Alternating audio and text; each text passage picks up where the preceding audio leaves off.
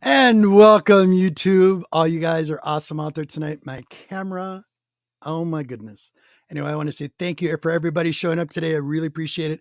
Got some special treats for you today, especially my guest that's on and all my co-hosts that show up today. You guys are wonderful. I want to say thank you right now. I also have a big shout out for somebody out there who lives near me. They have a bookstore called the Old Bookshop. So all you guys that live in Wisconsin here, please go check them out. They're in Rice Lake, downtown Rice Lake.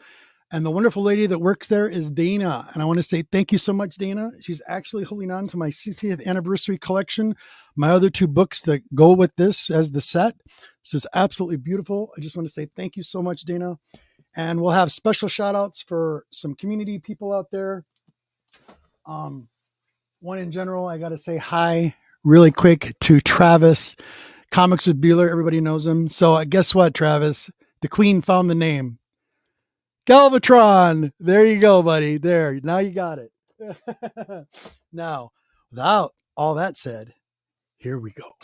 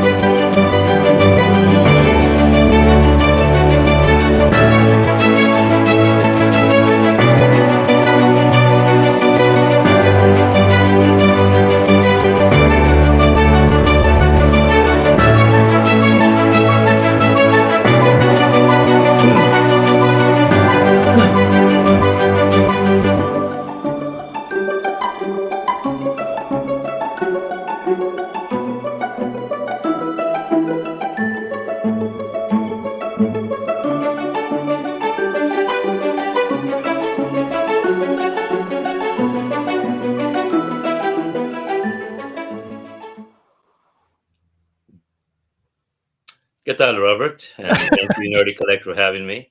Thank Quite an you. introduction, I have to say. Oh my Yes. goodness! Yes, of course.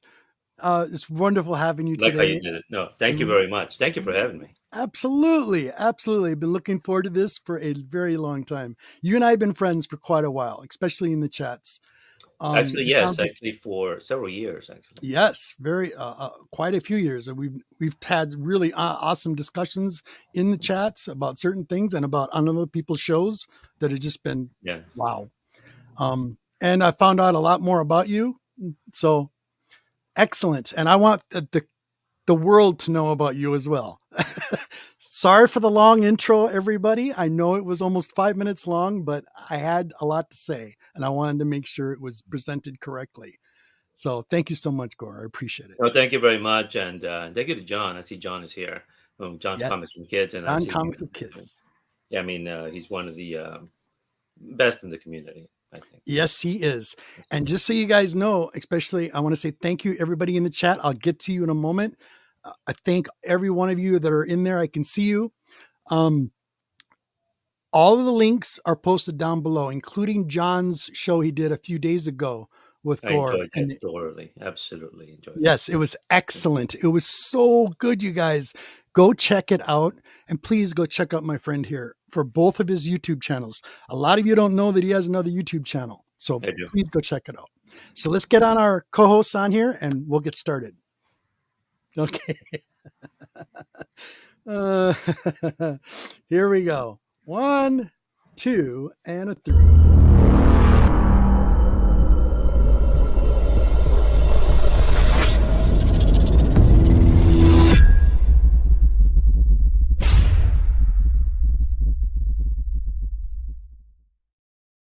What are you doing? I've been making hats all day with the kids because it's World Book Day, so we've got to think of it all, experience things to do with the kids and make stupid hats for just one day. Thank you for being here, brother. Okay, next, here we go.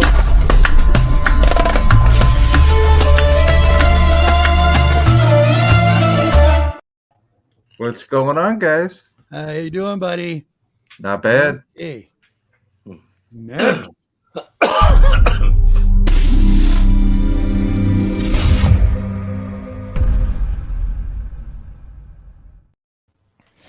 What's up, guys? Carlito, brother, how are you? I'm so happy you're here. Doing well. Thanks for having me here. I feel blessed today. Yes, I know. Definitely. So do I. You have no idea, buddy. Here we go. Next.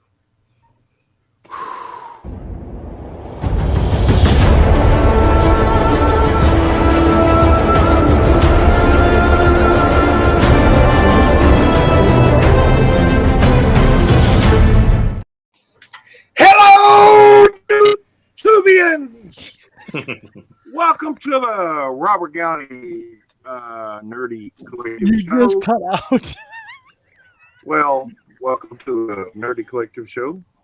There you go. One quick thing. Need all y'all prayers for the people 100 miles north of me for the wildfires here in Texas. Yes. Over 1 million acres burned, and it's still going. 100 houses burned to the ground. Oh, my goodness. So, please, prayers to them. Other than that, yes.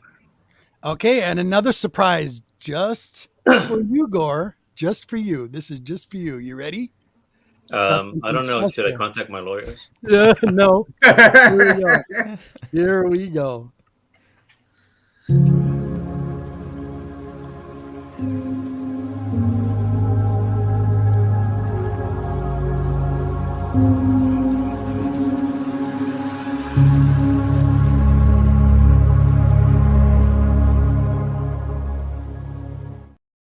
Hey. Definitely Oh, contact yeah. your lawyers. I'm in trouble today. I'm in Surprise. serious Nah. trouble today. No, you're not. Wow. No.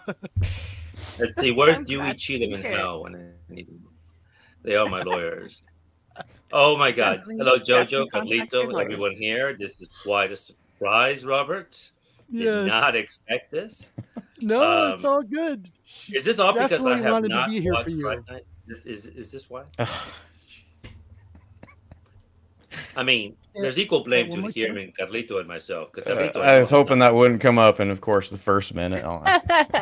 As soon as I saw JoJo there, I said, You know it was going to come back around at some point. It's a matter of when. I know. I mean, Monty understands we're both fellow Texans. So, not that we believe in conspiracies. I know I do not, but this definitely sounds like a conspiracy in the making. No. Thank you so much, everybody. Wow, this is wonderful. I'm just flattered. Wonderful to see all of you here.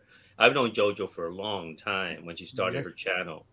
And this is, I never thought of that. Carlito, I've known for a while too. And well, thank you, Robert. This is really nice. Now I am nervous. I wasn't nervous before. No, you don't have to be nervous. Absolutely. You're all surrounded by friends. We're all friends. You're all surrounded. You're right there, surrounded by friends. All it's about. Yeah, I think that's what Custer said at the very last moment. Here in Texas, we have one ranger, one riot. So I think we're good. Truly an honor, though. Seriously, it is. And this is wonderful. Thank you. This is wonderful. Excellent. Big. Wow. You got everybody. I want to get everybody. I got everybody in the chat. I think right now. Yes, a lot of people. So thank you so much, everyone. Seriously. Okay, guys.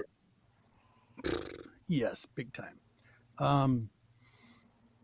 Who would like to start asking some questions? This is a Q&A about Gore. So please ask away. Who wants to go first? I'll go first. Okay. Here we go. I would like to know, Gore, how you got started into YouTube and a little bit about you're into literature and stuff like that. What's your educational background in that? Well, basically, is regarding the YouTube question, is on 2012 and 2013, I began to watch YouTube. Prior to that, I never watched YouTube, and I was looking for people to talk about comics that I liked locally, and I was having a challenge doing so. So I began to get on YouTube, and I discovered some channels. And at the time, this would have been again 2012, 2013. Many of the channels that were there were about talking comics and the new books and unusual stuff. And so I began, but in order to put a comment in the chat, you had to create a YouTube channel, or at least something in it. And so I had to do that. And so I began to comment on people's channels. Now, some of the earliest channels that I remember, Tim Morant. Tim doesn't make many videos anymore. Another one was Howler Mouse, whose name is Tim. Stevie Reader, Damien's channel. Yes. ETA Nick, who hasn't made videos in a long time.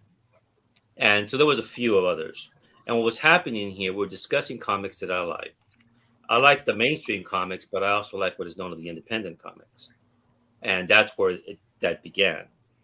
And so at one point, they convinced me to start a channel, and that's when I did. And regarding books and I guess fiction or literature really didn't take off until I was 18 or so, 17 or 18, when in high school we had to read two books, Wuthering Heights by Bronte and Hamlet. Prior to that, I did read some books. I read a lot of comics, but I wasn't really engaged in books. But those two books really engaged me, and I wanted books like that. And then when I went to university, I didn't study English. I studied government. But I read what I wanted. And I was around a circle of people. It was a different group of people. The government people were one group. The literature philosophy people were another group. But I could go between the two worlds quite easily. And so that's how it started, because I like stories, which is what comics are, movies are, poetry, and music. And since my family is from Mexico, although I'm an American because I was born here in the States, is in a lot of Mexican musics and ballads. They're all little stories. Usually they're tragic and sad. And I'd grown up with a lot of those films. And so I guess that answers, I think, your question. Yes, it does. It was excellent. Cool. Good. I like that question. Thank you. Next. Everybody's dumbfounded. I'm like, what? Come on, guys. Oh, by the way, I'm- Jojo, I tried to get him to watch. We tried to watch. You'll have to help me Okay. with that. He tried to get me to watch Fright Night, but it wouldn't play on Yes. the computer. Oh man, yeah, we're definitely gonna have to come back around to that. I didn't want to start like right off the bat, like Yep. asking you why you haven't watched it, but we'll get around to it. We'll get around to You've been with me long enough to ask me anything you want, Jojo. You know that. it. Yeah. Oh, it'll happen. I'm just waiting. Oh, You know, sure. I'm being polite and waiting for other people I to understand. ask. I know Fright Night's very close to your heart. I know that.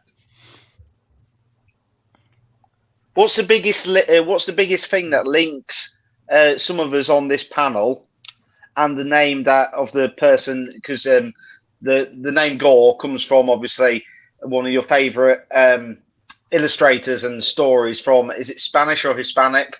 Am I correct in that? And No, Vidal is an American writer, and Yep. he's one of my favorite writers. And I met Vidal a long time ago, and when I got on YouTube, in order to comment on people's channels, you had to come up with a name.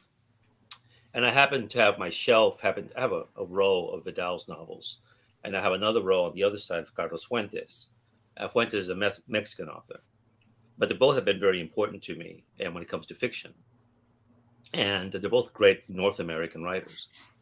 So anyway, I just typed in Gore Vidal to comment, and I thought it would be taken, but it wasn't taken. And so I decided to use it in the comments. And then when I started my channel, I didn't want to change it, so I used that. So that's the reason. But it's unrelated to comics. Yeah, he's just I didn't know the person, and there's quite a big link which Robert knows. We're quite. The link is Libra, and Gore Vidal. His birthday is the same day as mine. Oh, 3rd of October. Yep. Did not know that. Yeah. Oh wow. I didn't know that. I did it's only a little bit of research, and I found that out, and I thought it's funny because we've got a little thing which we have about Libra, and there's a few of us that are Libras on the panel. We say so. Well, Vidal just something silly about. Not at all, because but Libra. I'll get to that why I have that name. But the thing is about Vidal is important to me because although I was a government major, I had really good professors, but they never really got me interested in American history. It wasn't until I read Vidal's book Lincoln, which is a historical novel of Abraham Lincoln, and the way he approached Lincoln. I mean, we were taught regarding Lincoln that he was some country guy who split some rails, became a president, a very good president, and but never really got into the man. And what Vidal did in the novel, he treated him. Yes, he was all those things, but he was brilliant. He was self-taught. He was definitely very ambitious. And when he would sit with his cabinet, he could read them all. He knew the motives and the intent of each one. And so when he made his decision, he was always very careful. And he was a brilliant lawyer, absolutely brilliant. That whenever he did anything, he knew, will this hold up in a court of law in the future? And I just found that incredible. And he approached them as a human being, a very passionate man, but a very restrained man and a very reasonable man. And it got me to read his writings. And I think Lincoln is probably our greatest American. One, I think he's our greatest American president. Two, he's probably the best writer of all the presidents, even better than Jefferson. And although Benjamin Franklin was not a president, was a very good writer, Lincoln is the best. Sometimes I'll read his letters to just when I want to concentrate on something, or if I'm going through something, I read his letters because every comma that he puts in there is for a reason, every period. And his sentences are very precise, very deliberate. And his story is a beautiful tragedy. Well, let me put that. Not beautiful, but it's a tragedy, but it's very effective. The Civil War ends. He goes on a carriage ride with his wife, Mary. The 4 years have been devastating to him. He's aged. His ambition was to become president, but be careful what you wish for. And he goes to the play. He loved going to the plays. He had parts of Hamlet memorized, King Lear memorized, Macbeth memorized. But he goes to watch a comedy and he's laughing. And one of the last images he has is of the stage. He's happy when he just feels this crash on his head, not knowing that the man who killed him was an actor he had seen on that stage. He had seen Booth, because Booth was the greatest American actor at the time. He had seen him perform on that stage, not knowing the man who killed him was the man who had brought him so much pleasure. And it was plays. And so reading Vidal's book got me interested in American history in a way that no one ever did before. And when I met Vidal, I thanked him before I left. I shook his hand. I told him he was the best teacher I ever had. And I'm not the only one. There's many of us who felt that way about Vidal's books. I'm sorry I went on about this, but I wanted just to share that with you. That's good. We've all got to learn. It's brilliant when we all learn everything. So I got another question for you. This has to do with comics.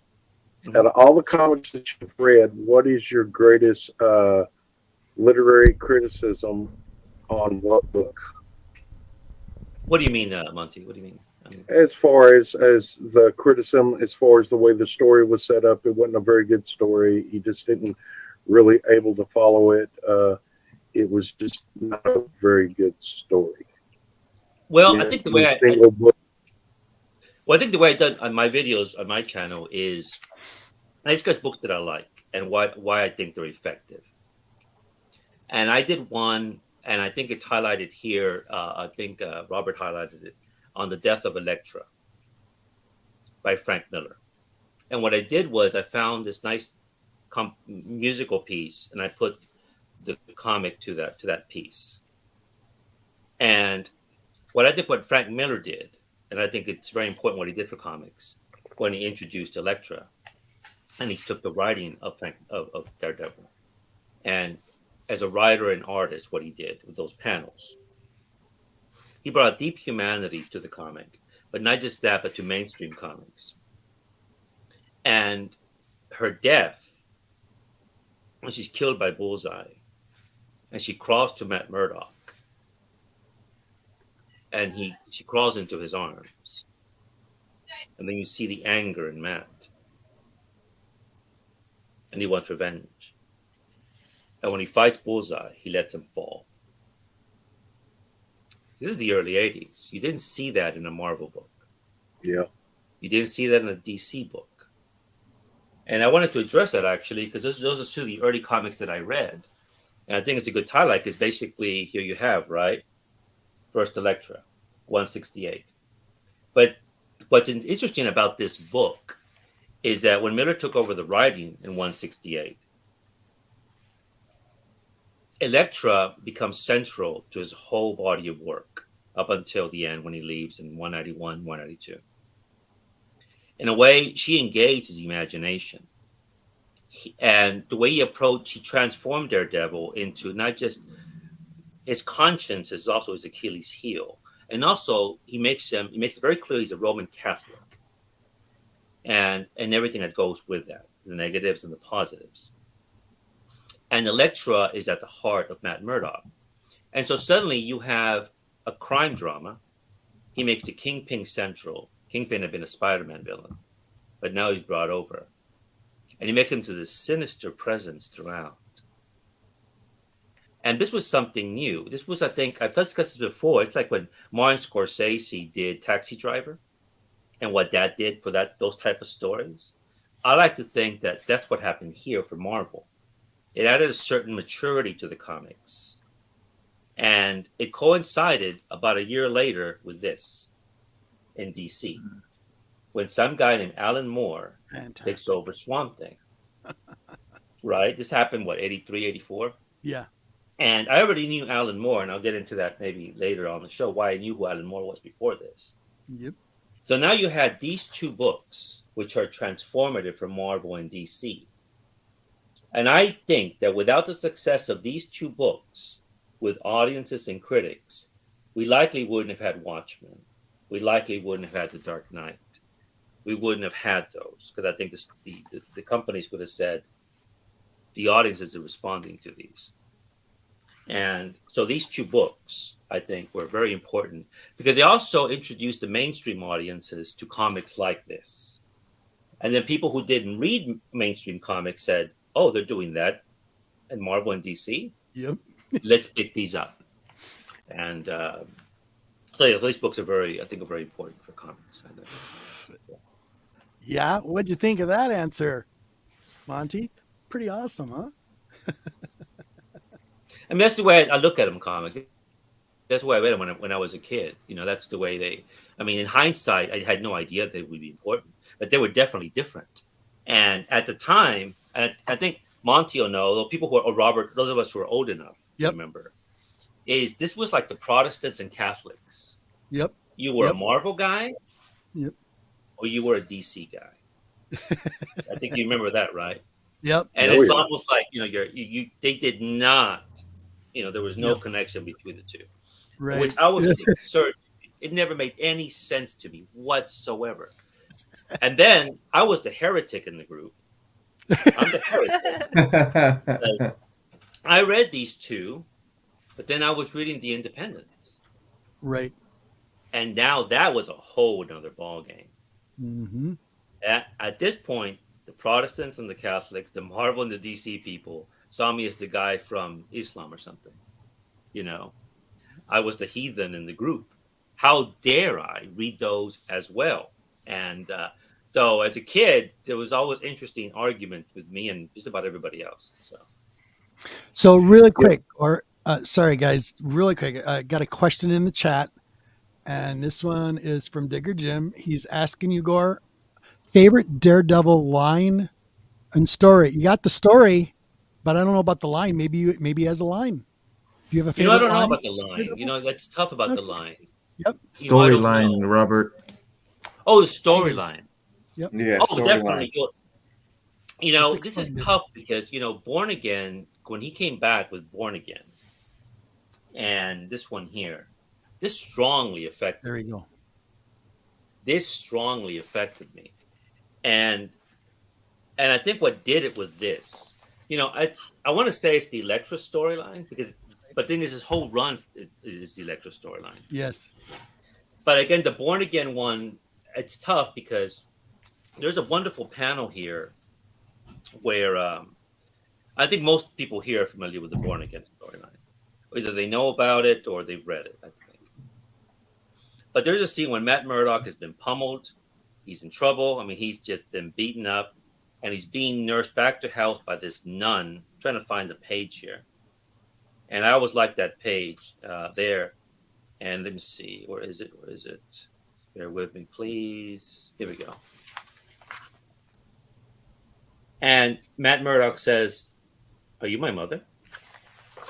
And she says, "Of course not, child."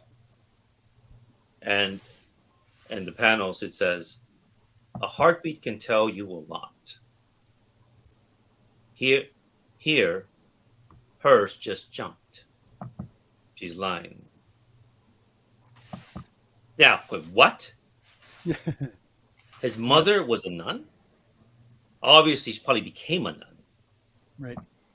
And like, what? And then he doesn't address it anymore. The comic continues. And, but this is a very affecting storyline, and it's a favorite of many people for a reason. And whenever I recommend Daredevil, I said, don't start with Elektra. Don't start with anything new. Start with this, and because this hits you. You don't have to know anything about Daredevil, Elektra, anything about comics. This is about a man who's being broken down, the woman who loves him, and he loves Karen Page, but she's an absolute mess. She's a junkie. She's between porn films. And this was something, you didn't see this in a mainstream comic at the time. And she's just in a really bad situation. She sells the identity of Matt Murdock. It gets to the Kingpin. Now the Kingpin says, Daredevil has made my life a living hell. But instead of killing him, I'm going to emotionally and most importantly, spiritually crush him. And he nearly does succeed in that. And but Matt is resilient. And in the end, the forgiveness of Karen Page. And I like this final page here. It's a very moving page. when he's in Hell's Kitchen walking with Karen, and at last they're going to find some happiness.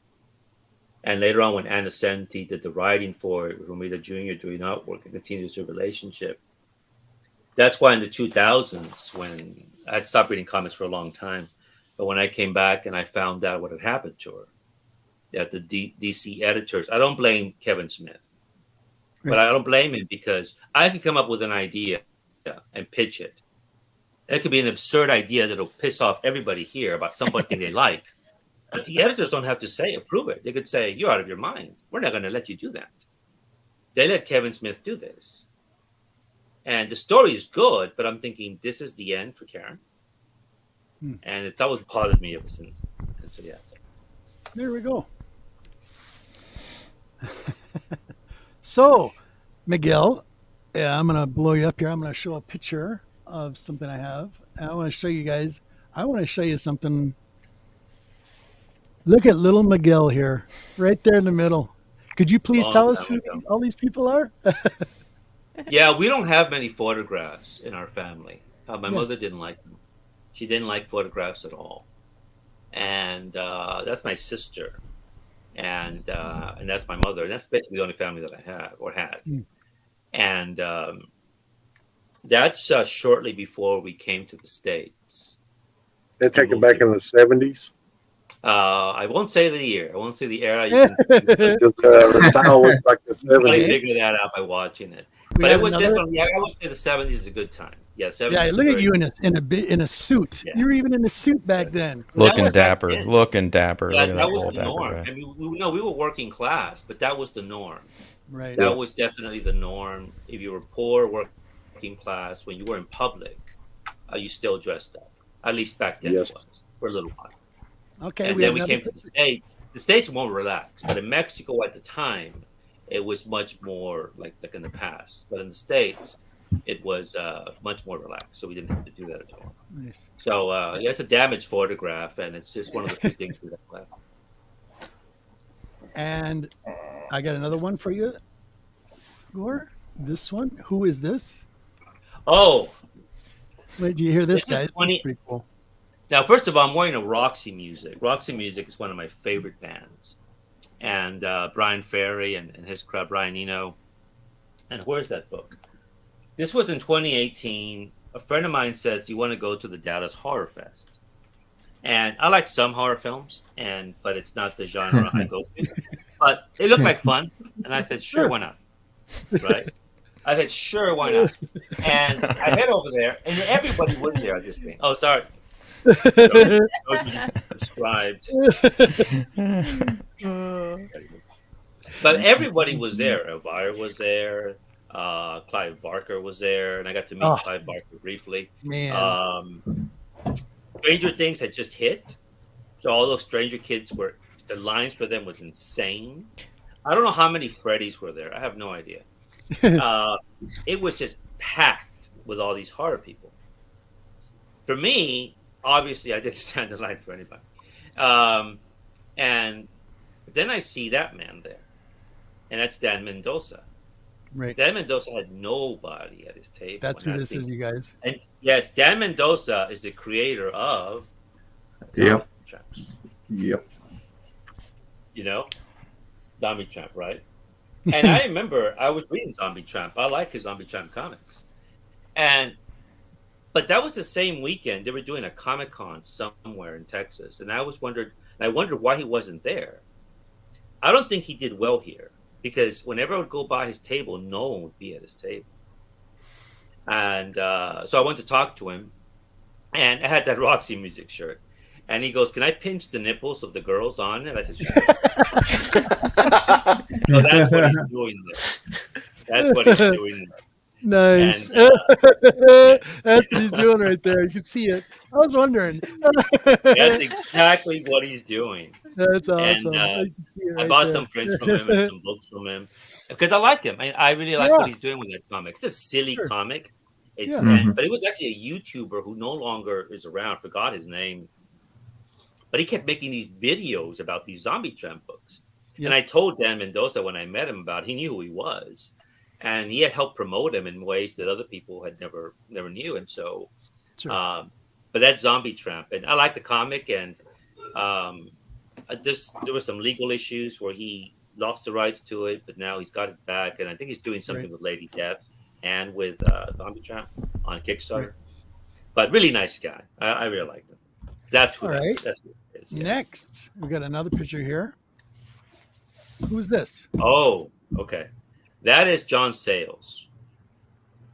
John Sayles, you think you know him because he did 8 Men Out. 8 Men Out, yep.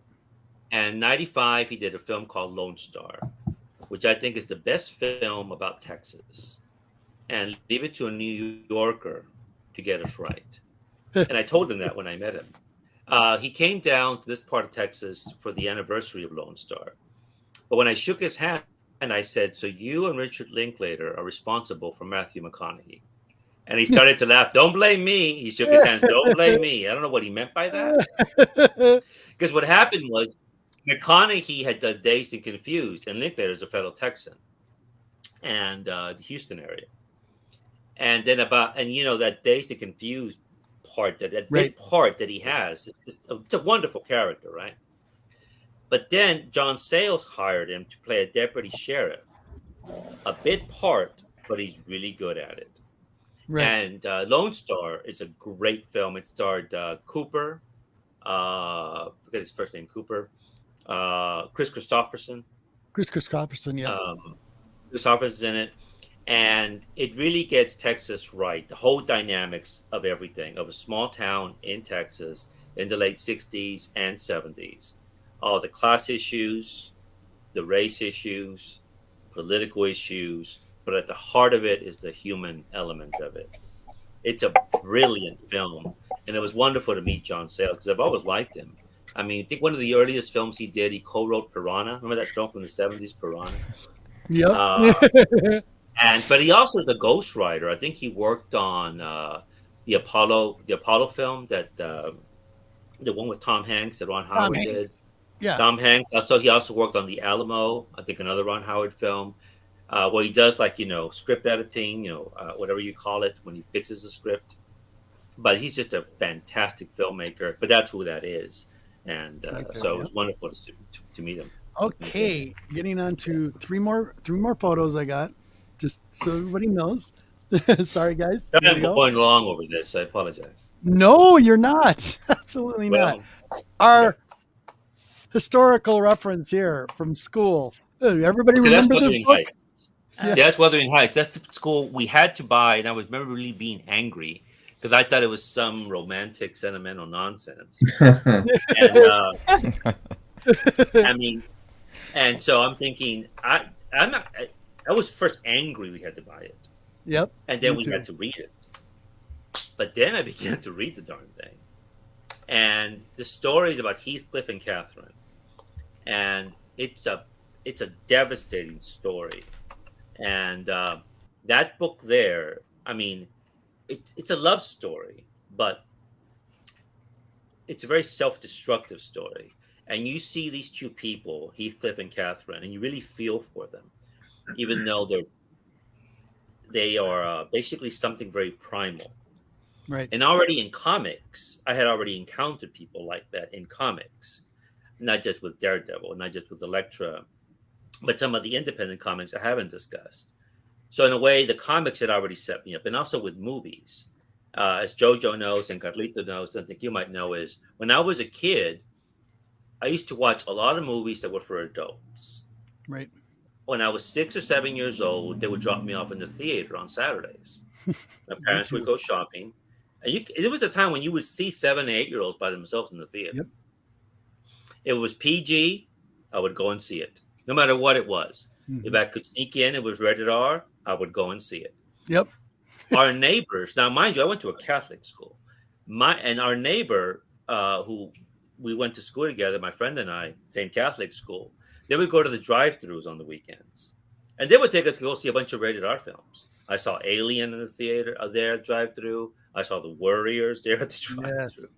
Yes. And the whole bunch, they would only have us cover up when there was any kind of nudity. We were in the back seat. Okay, you can't watch that. Yep. So anyway, by the time we got to Wuthering Heights, I mean, up until this time, I'm thinking, there's books like this? And that led me to my own exploration of writers like that. And then Hamlet. Hamlet is like Grendel from Matt Wagner's Yep, comics. Grendel. Yep, I have the Back collection. here, right? I had already discovered Grendel in Mage. Mhm. He's also like V for Vendetta. He's Yep. also, I had already discovered V for Vendetta in Warrior Magazine. He's like Miracle Man, which I had discovered in Warrior Magazine earlier. And and so you see all these mature comics, which I had already discovered with, I was the heretic, I was the heathen, because I was reading these things. And I had discovered Heavy Metal Magazine. I was able to buy it at a convenience store when it got lodged in with the Warren magazines, Eerie, Vampirella, Famous Monsters, stuff that I read, Conan, Savage Sword of Conan, Epic magazine. So I was there and I would put it in a stack and then go pay for it. And until I got caught. Until the guy says, no, this should be back here with the Playboys and the Hustlers and the Swank and the Penthouse behind the counter. Yep. So I remember the clerk looked at me like I was some kind of little perverted kid. And anyway, so that's what that book, really, that one in Hamlet, those type of storylines, and that made me into a book reader, a serious book reader. Okay, I got another picture. Here we go. This one. All these photographs. Oh, yeah. Explain this. This is interesting, you guys. Theodore Jericho's painting from the early 19th century. It's a huge canvas. And this was inspired. I have that print up on my wall. I have a few prints on my wall here. But that's in a very arresting photograph. And what you see there, basically, the people are life size, maybe a little bit bigger than the spectators there. Yeah, the picture. What you can't see in the horizon is a mast and a sail, but it's so far away they can't be seen. And what this is based on is basically off the coast of Africa, a ship was in trouble. But the thing is, all the upper class and everyone, it's like Titanic, right? They got the boats. Right. All the hired help, they had to make their own raft. And there was about 147 of them. They made this raft. Within a couple of days, there was half of them, more than half of them, had been killed or died. And then cannibalism ensues to survive. Right. In about 2 weeks' time, only about 14 or so survived. And it's just a very arresting painting. But the way I look at these paintings is the way I look at the comics, especially the good artists. What I mean by the good artists is not the ones who can draw like Neil Adams, who's brilliant, right? Who can do very realistic things. But someone like Creepax, who I like, back to Frank Miller, right? What he can do on a panel. And you study those panels. And you study what are they trying to do here. But that painting there is just something when you look at, just when you think things can be bad, oh no, they can be definitely worse. You could have been on that raft, the Raft of the Medusa by Theodore Jericho. A stunning painting, absolutely stunning. My understanding, it's almost as popular as the Mona Lisa when people go to the Louvre in Paris. Right. Because you just can't take your eyes off it. You just can't. You just can't. Wow. It's a lot smaller than you think, though. The Mona Lisa. Yeah, it's tiny. Yeah, it's very tiny. But Fantomas has the original. Fantomas is the comic my icon. He has the original. The one at the Louvre is a forgery. I'll get to that in a bit if you want to, but Fantomas, yeah. Absolutely. Fantomas. Okay, now I got to. There we go. Yep, this is one. Here, show one more time, Gore. Show that again. Sorry. It's Fantomas there or here. Here we go. Yeah, or here. Excellent. Yeah. Excellent. All right, now I have a special treat for you guys. Gore, are you ready? I'm gonna show this up. I don't know. This is kind of okay. Go. You're good. You're good. Here we go. This is one of G-Man's favorites. This is he's gonna narrate it, but yeah, I love this. So you guys you got to hear this. You ready? Here we go. Oh, okay. I did a video and on my book channel about some stories that were interrelated. One of them is by Ernest Hemingway, Hills Like White Elephants. It's about a relationship that is falling apart. Um, a couple is in Spain, and the man wants the woman without ever saying he wants her to have an abortion. And he wants to have the abortion. And she goes, well, if I have it, are things still going to be like they were before? Another story is April is the Cruellest Month by Gabriela Infante. You see that there. He was a Cuban writer influenced by Hemingway. And the writing style is about a young couple on their honeymoon. Yep. And the woman in the storyline is asking questions such as, after they kiss on a cliff, she says, you took a picture of me here. He goes, yes. Don't ever photograph another woman here again. Why would I do that? But one day when we're divorced, why would I divorce you? We just got married. But throughout the story, there are little hints, something's not right. Again, this is tragic for the woman. Now here, the love affair is not over, but she's thinking one day it might be over. This is as best as it gets. And then I thought about this film called La Note. Yes. La Note, that's Jean Moreau, that's Mastroianni, and this is a film by Michelangelo Antonioni. He's known for Blow Up. That's the film he's best known for, with Vanessa Redgrave. And but there's a letter here, and if you don't mind, I guess I'll read part of the letter. Please. It's a love letter, but if you haven't seen the film, the context of this letter is devastating in the film. And it's towards the end of the movie. And it's an incredible love letter. And I'll read it. Here we go. Excellent. I'm not going to say who wrote the letter. I'm not going to say who wrote it. Yep. If it's a man who wrote it. But here we go. When I awoke this morning, you were still asleep. I came out of my slumber very slowly. I heard your gentle breathing. And through the strands of hair that had fallen on your face, I saw your eyes. And my emotions were aroused. I felt like crying out and waking you up. For you were sleeping so silently you almost seemed lifeless.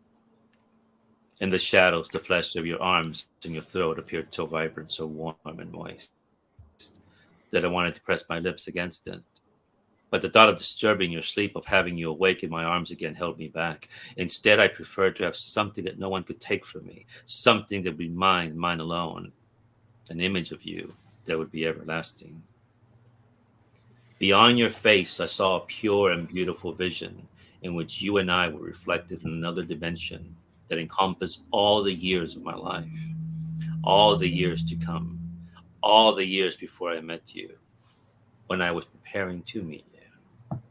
That was the most miraculous part of this vision, to feel for the first time that you belonged to me, that this night would never end, but would go on forever with you beside me, with the warmth of your body, your thoughts, your willingness united with mine. At that moment, I realized how much I loved you, and the sensation was so intense that my eyes began flowing with tears, for I felt that this must never end, that we should remain like this for the rest of our lives, not only to be near one another, but also to feel we belong to each other. A way of life that could never be destroyed by anyone or anything except the torpor of habit, which is our only threat. And then you began to wake up, and still half asleep, you smiled and put your arms around me, and I felt there was nothing to fear, that we would always remain as we were that moment, bound together by something stronger than time, stronger than habit. Oh, That scene in that film, when I saw this, is absolutely devastating in the context of this film. And now that I mention it, Jeff Loeb and Tim Sale, brilliant comic artists. You guys probably have seen this. They did Spider-Man Blue. Yep. And Daredevil Yellow. In Spider-Man Blue, you have Peter Parker on the anniversary of Gwen Stacy going up to a basement. and reading into a recorder things he always wanted to tell Gwen Stacy. He does this every year. And at one point, Mary Jane notices this, but she doesn't object. He understands his love for her. It's an incredible story. And then they did some of the same thing with Daredevil Yellow, where you have Matt Murdock writing a letter to a dead Karen Page, remembering the day he met her when she walked into the office and his eyes fell on her and her eyes fell on him. Awesome. And, you know, comics can do that. Yep. And one of the frustrations with many of my friends and acquaintances who don't read comics, who look down on the medium. Right. And the books are one thing, the films are one thing, but the comics can't do that, which is absurd. And so whenever I read comics, I read them like I read books. When I read books, to read comics. When I see movies, the same way, right? And because you can find these things when it's really well done by these brilliant creators. Like I tell my acquaintances when they die, I go, here's a pencil, draw me a story. What? Yeah, draw me a story. Can you do it? They can't.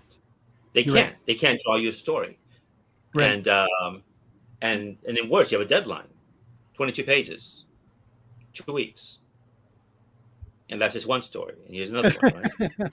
You know, how Kirby, Burns, Smith, Adams, Geffen, you name the list of Buscema's, how they did it. Astounding. Right. Right. Yeah. Exactly. Whew. That was excellent. That was excellent, Gore. Thank you so much for that. Oh, well, you're welcome, Robert. It's fantastic. I have a quick question. Go ahead, love. So I know you're a lover of all storytelling, but what would you say is your favorite like medium?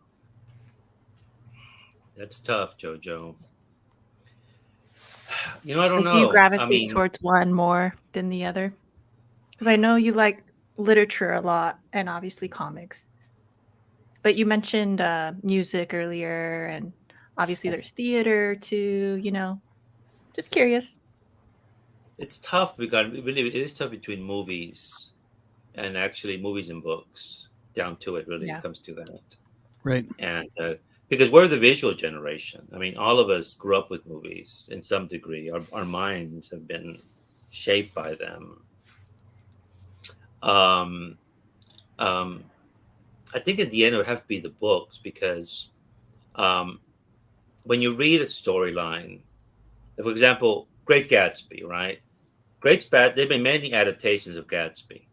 Many of them have been very faithful, but it doesn't really work because the book works, the images that are presented in the mind. Like this letter that I read, right? Now, this is from a film, but it's a very literary letter. It stays with you in a way that you like the sound of the words, the images that it projects. Yes. In a way, and I think I come to that, even though visually films were the first thing that I remember. Right. I mean, as a kid, and certainly, you know, this here, all of you know this. I can say this easily. Yep. All of us know this. Yeah. Mm-hmm. Absolutely. Yep. I mean, if you were in the theater when this premiered, you know, Oh yeah. and then that beautiful scene when she's falling. Yep. And he comes out and he's in a suit and he looks up and down at this phone booth, right? Yep. How much of a phone Yep. booth? I It's remember classic. the audience chuckling. The audience Yes. was chuckling. The audience. And then the music, dun, dun, dun, dun, it begins Yep. like this momentum. And then she falls and he's Superman and he catches her. And he says, and you know, she says, Awesome. "You've got me. Who's got you?" Right. You know, and the music, and he saves her. It's a beautiful moment in film, I think. And so sometimes when I watch stuff like that, I'm thinking, no, it's movies that I like. Because that's something the printed word can't do. Mm-hmm. Because the combination of making a movie, the editing, the acting, the music, and if you have an audience, what that does, Right. it's very moving. Right. And that film, when I saw it, now that one didn't lead me to Superman comics, but I think it's the best of the superhero films because this one transcends the genre of what it is. Just like The Searchers transcends the Western, or Shane transcends the Western, or the Sergio Leone spaghetti Westerns transcend the genre of Westerns, right? Become a certain high art. Just like John Carpenter's The Thing, which is a fan favorite of many people. I like it too. Transcends the genre. The Exorcist transcends the genre. The Omen. Yep. And the first Halloween, right? You know, Yep. I think you all Yep. know where I'm going Right. with this. Yes, those are all horror Shining. movies. That's all horror. And The Shining. And all the others. Shining, one of my favorites, was The Omen. I saw The Omen. We just need at Fright drive-in. Night on that list. Yeah. Is it as good It as The Omen? transcends The Omen's all fantastic. genre. Is it as good as The Omen, though? I don't know. Of The Omen course, I would have thought I love The Omen. I thought it would have been a little bit better. Spider-Man would have swung in. But, Yeah, because you're a Spider-Man guy, right? I'm a Marvel guy. Period. Marvel Okay. guy, I have a question. Cool. Go ahead, buddy. If you're done, cool. Go I ahead. don't want to interrupt. Definitely. No. Go ahead, buddy. So, Gore, what is the first film that you remember, and what impact did it have on you? See, when we grew up in Mexico when I was little, when I grew up, when I was really little, and my mother would always watch films. And it's tough to say because, are you guys familiar with Mexican wrestling? Yes. Okay. Yes. You have El Santo. They all wear masks, right? Yep. El Santo's the most famous. He's got a silver mask on. And there was Blue Demon, Mil Máscaras. And also they had action figures at the time. Those were the toys.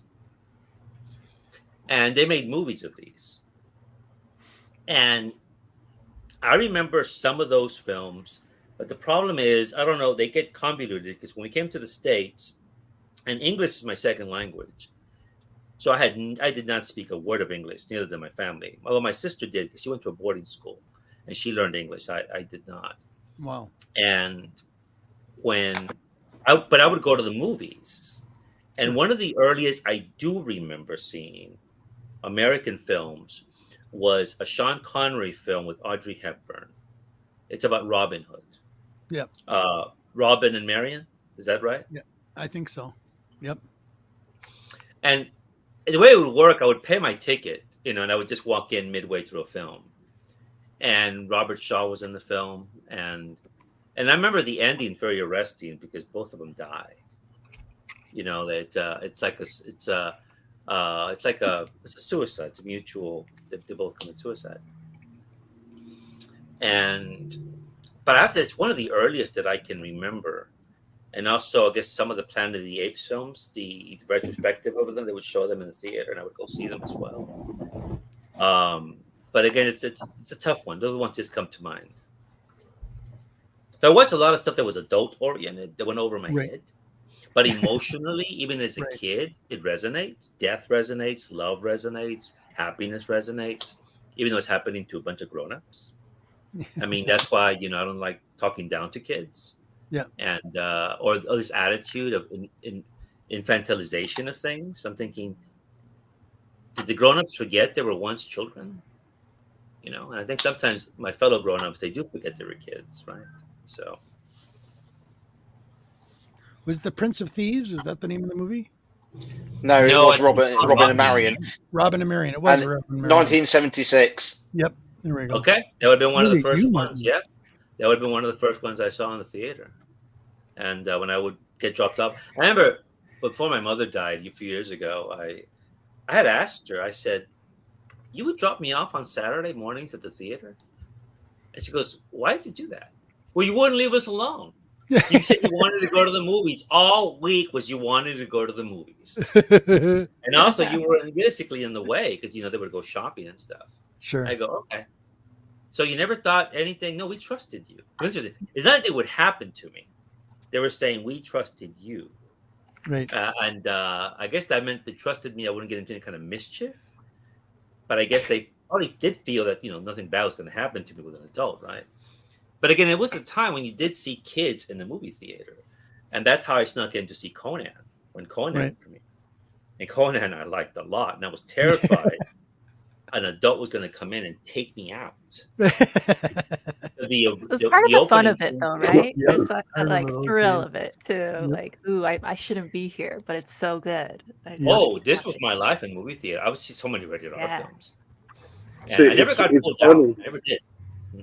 It's funny that my mom and my aunt used to drop off at the comic shop because I was in their way when they went dress shopping and shoe shopping. So I was always at the comic shop. They'd drop off there and come back a couple hours later. Gary V too. He was dropped at the movie theater just like we all were, I think. It's a win-win for them. Yeah, Gary knows. Gary's, besides him and Damien, they're probably the biggest Conan fans that I know. Oh yeah. And when as a kid, this really made me angry. I would be watching the previews. Yep. Like all of us watch the previews, right, on TV or in a film. And I'll be going, don't be rated R. Don't be rated R. Don't be rated R. Don't be rated R. Boom, rated R. And what were the films that I wanted to see that were R? Don't be rated R. Apocalypse Now. I saw the previews to Apocalypse Now. I wanted to see that. It was R. Yep. American Gigolo. I saw American Gigolo, and I wanted R. Boom. Couldn't see that. I was angry. The Shining. R. Couldn't see it. The Warrior. R. Couldn't see it, but eventually I did get to see it. Stripes. Couldn't see it, but I snuck in to see Stripes. And Blade Runner. Yep. Blade Runner is probably the one that infuriated me the most. As you can see behind me, you see this magazine here? I was looking at that earlier. I bought this when I was a kid. This came out in 1982, right before the film came out. So cool. I read this thing to death. Mm-hmm. And I could not sneak into the film. Wow. And it frustrated me beyond measure that I couldn't see this in the theater. It's one of my favorite movies. And I remember, and I would try to rationalize this, whenever, because when you guys remember when HBO came out, HBO was free on the weekends. Yep. Like every few months, there'll be like a free thing. Because I was a good student, good kid. On the weekends, I could watch whatever I wanted. My parents were working all the time. They were busy. So I sat in the TV and just watched. But when HBO was on, I had no TV guide. No. So I didn't know what was going to come next. And I didn't want to miss anything. And I knew that after 7 p.m., the R films came in. When Excalibur, the preview to Excalibur was out. Yeah. Don't be rated R. Don't be rated R. Yeah, Damn it, yeah. it was R. The But same it was on thing. HBO. It's funny. And so I watched it, and I was going, wow. Cat People. Yeah. Don't be rated R. Don't be rated R. Don't be rated R. Yep. And wow, Cat People. I like Cat People a lot. So did I. And Heavy Metal, the film. Bingo. Yeah, that's Heavy Metal, the film, right? Yep. And I had already discovered heavy metal around, I think, right after the film, and because I was able to buy the magazine, and so, and I remember that one I did get in trouble for it because it was on HBO, and we had family over from Mexico had come over to see us, right? And they were packed, but they weren't paying attention. I was watching TV, but then you see that scene with the Richard Corbin Den character. Yeah. Where he's fully naked. You see his penis and everything. And then the woman dresses. And I remember at one point, one of my family goes, "What are you watching?" And I go, "Oh, I changed the channel." and it goes, "You're watching cartoons." And I had to wait for them to leave to just change it back. And, heavy metal was actually a very big influence on me. And eventually when I saw Blade Runner, eventually I did get to see it. It's an extraordinary film. Yeah. Yes. The comic's my birthday comic as well. I'm sorry? Blade Runner issue 1. The comic is my birthday comic. Oh, it is. That's the one. Is it the one? I think Archie Goodwin did the writing, and was it Al Williamson, the artwork? I think I it think came it out was either the day before or the day after my birthday, the 3rd of October, birthday. 82. Oh, man. Which The comic is which pretty cut do you faithful. like the most? Oh, sorry. Which I don't have a cut preference. do I you saw like the the first most? one. You know? I like the both. I like the narration one and the one without the Yep. narration. Yeah. And then there's I another have an one without the appreciation narration. for It's both. even Yeah. longer. Yeah, I don't know. It's a tough one. My understanding is that when it premiered, they did like screen tests. They did Yep. one in Dallas, and the audience came out annoyed. And it was Yep. they did the one without the voiceover. And when they came out of Mhm. Dallas, they went to Ridley Scott and said, "You got to have the voiceover." Yep. And but as you guys know, what happened here was, unfortunately for that film, it came out on the heels of Indiana Jones Yep. and Mm. Empire. So you Mhm. had this audience going in expecting that, and instead they got this beauty. Visually, it's stunning, Mhm. but it's a romance, it's a crime drama, Yep. and it disappointed a lot of people. You know, people were just baffled by it, and Right. it failed. And it really did. Even critics were like, "What is this?" Right. And Right. that's one of the things I think. What's one of the unintended consequences of Star Wars was, you remember prior to Star Wars, you had films. Oh yeah, Silent Running was one of the early Yep. films that I saw as a kid. Silent Running, Logan's Run, Planet of the Apes, Soylent Green, 2001: Space Odyssey. All these, what I guess you would say, highbrow science fiction stories, I guess, so to Right. speak. But then Star Wars messed everything up for the studios, because the studios said, "This is what people want," right? Yeah. And I like Star Wars and I like Empire Strikes Back, but I like those other films as well. But I think Mhm. the audience, when they went in before Harrison Ford, yeah, they were disappointed. Well, you left one out, Barbarella. Barbarella. Oh, Barbarella with Durant. That was sort of like a Flash Gordon, you know, Yep. picture. It kind of Italian, looked like Italian. Yeah, Nice. Barbarella was based on a French comic, which I saw in Mhm. Heavy Metal magazine. Yeah. And before I saw the film, I knew about Barbarella. But then when I saw it in Heavy Metal magazine, and then when Duran Duran, Yep. became a huge, I like Huge Duran thing. Duran Yep. early on, younger, and they got their name from a character in Barbarella. Yep. And but to be fair, Look that at the makes a really knowledge good dropping. Look at the knowledge dropping. They got Duran Duran got them their name from that movie, Mhm. correct? Yeah, from Barbarella. Barbarella. A lot of There's a people didn't know character in that it. as well. Oh, that's cool. Yeah, and that's how I knew about it, because I like Duran Duran. And when you come in with comics and music at that time, what they call the new wave, right? I mean, you can include Roxy music with that. Right. Gary Newman and Cars, right? Gary Newman, Right. and then Joy Division, Yep. New Order, Oh my Patient goodness. Road. Yep. To some degree, maybe Depeche Mode. Susie and the Yep. Banshees. Yes. Kraftwerk from Germany. What the Yes. thing is about them, they were all very cinematic in their approach, and also science fiction. Yep. And I remember seeing David Bowie on SNL, and he was dressed in his clown outfit, and I Yep. think he was singing "Ashes to Ashes." Ashes to Ashes. Yep. And I'm thinking, this is pretty cool. And then when Cat People premiered, he has that song, right, "Putting Out Fire," and it was Right. right before, I think, when Let's Dance came out. But I had already been listening to Bowie before this, even though locally you wouldn't hear Bowie's music really very much, not until Let's Dance and MTV and Right. everything blew up.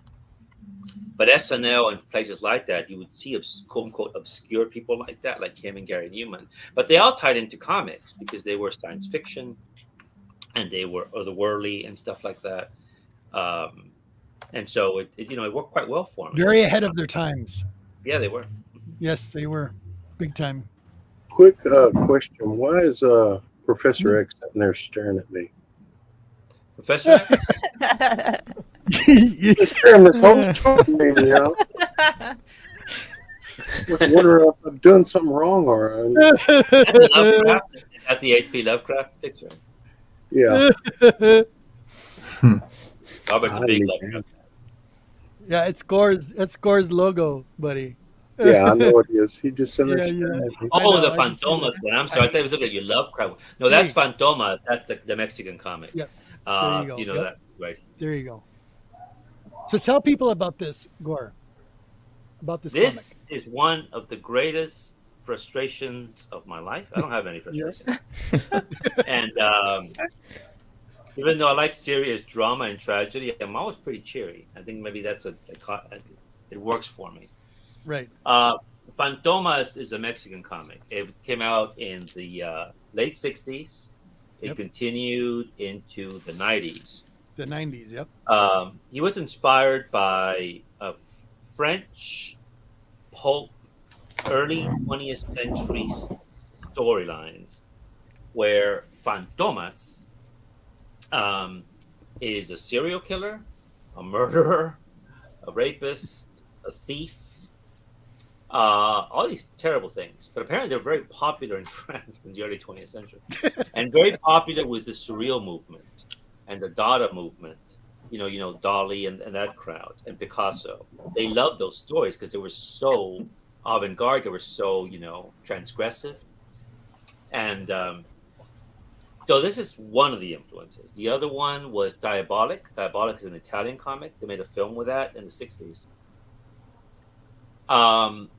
Mandrake the Magician, as you can see by the costume there.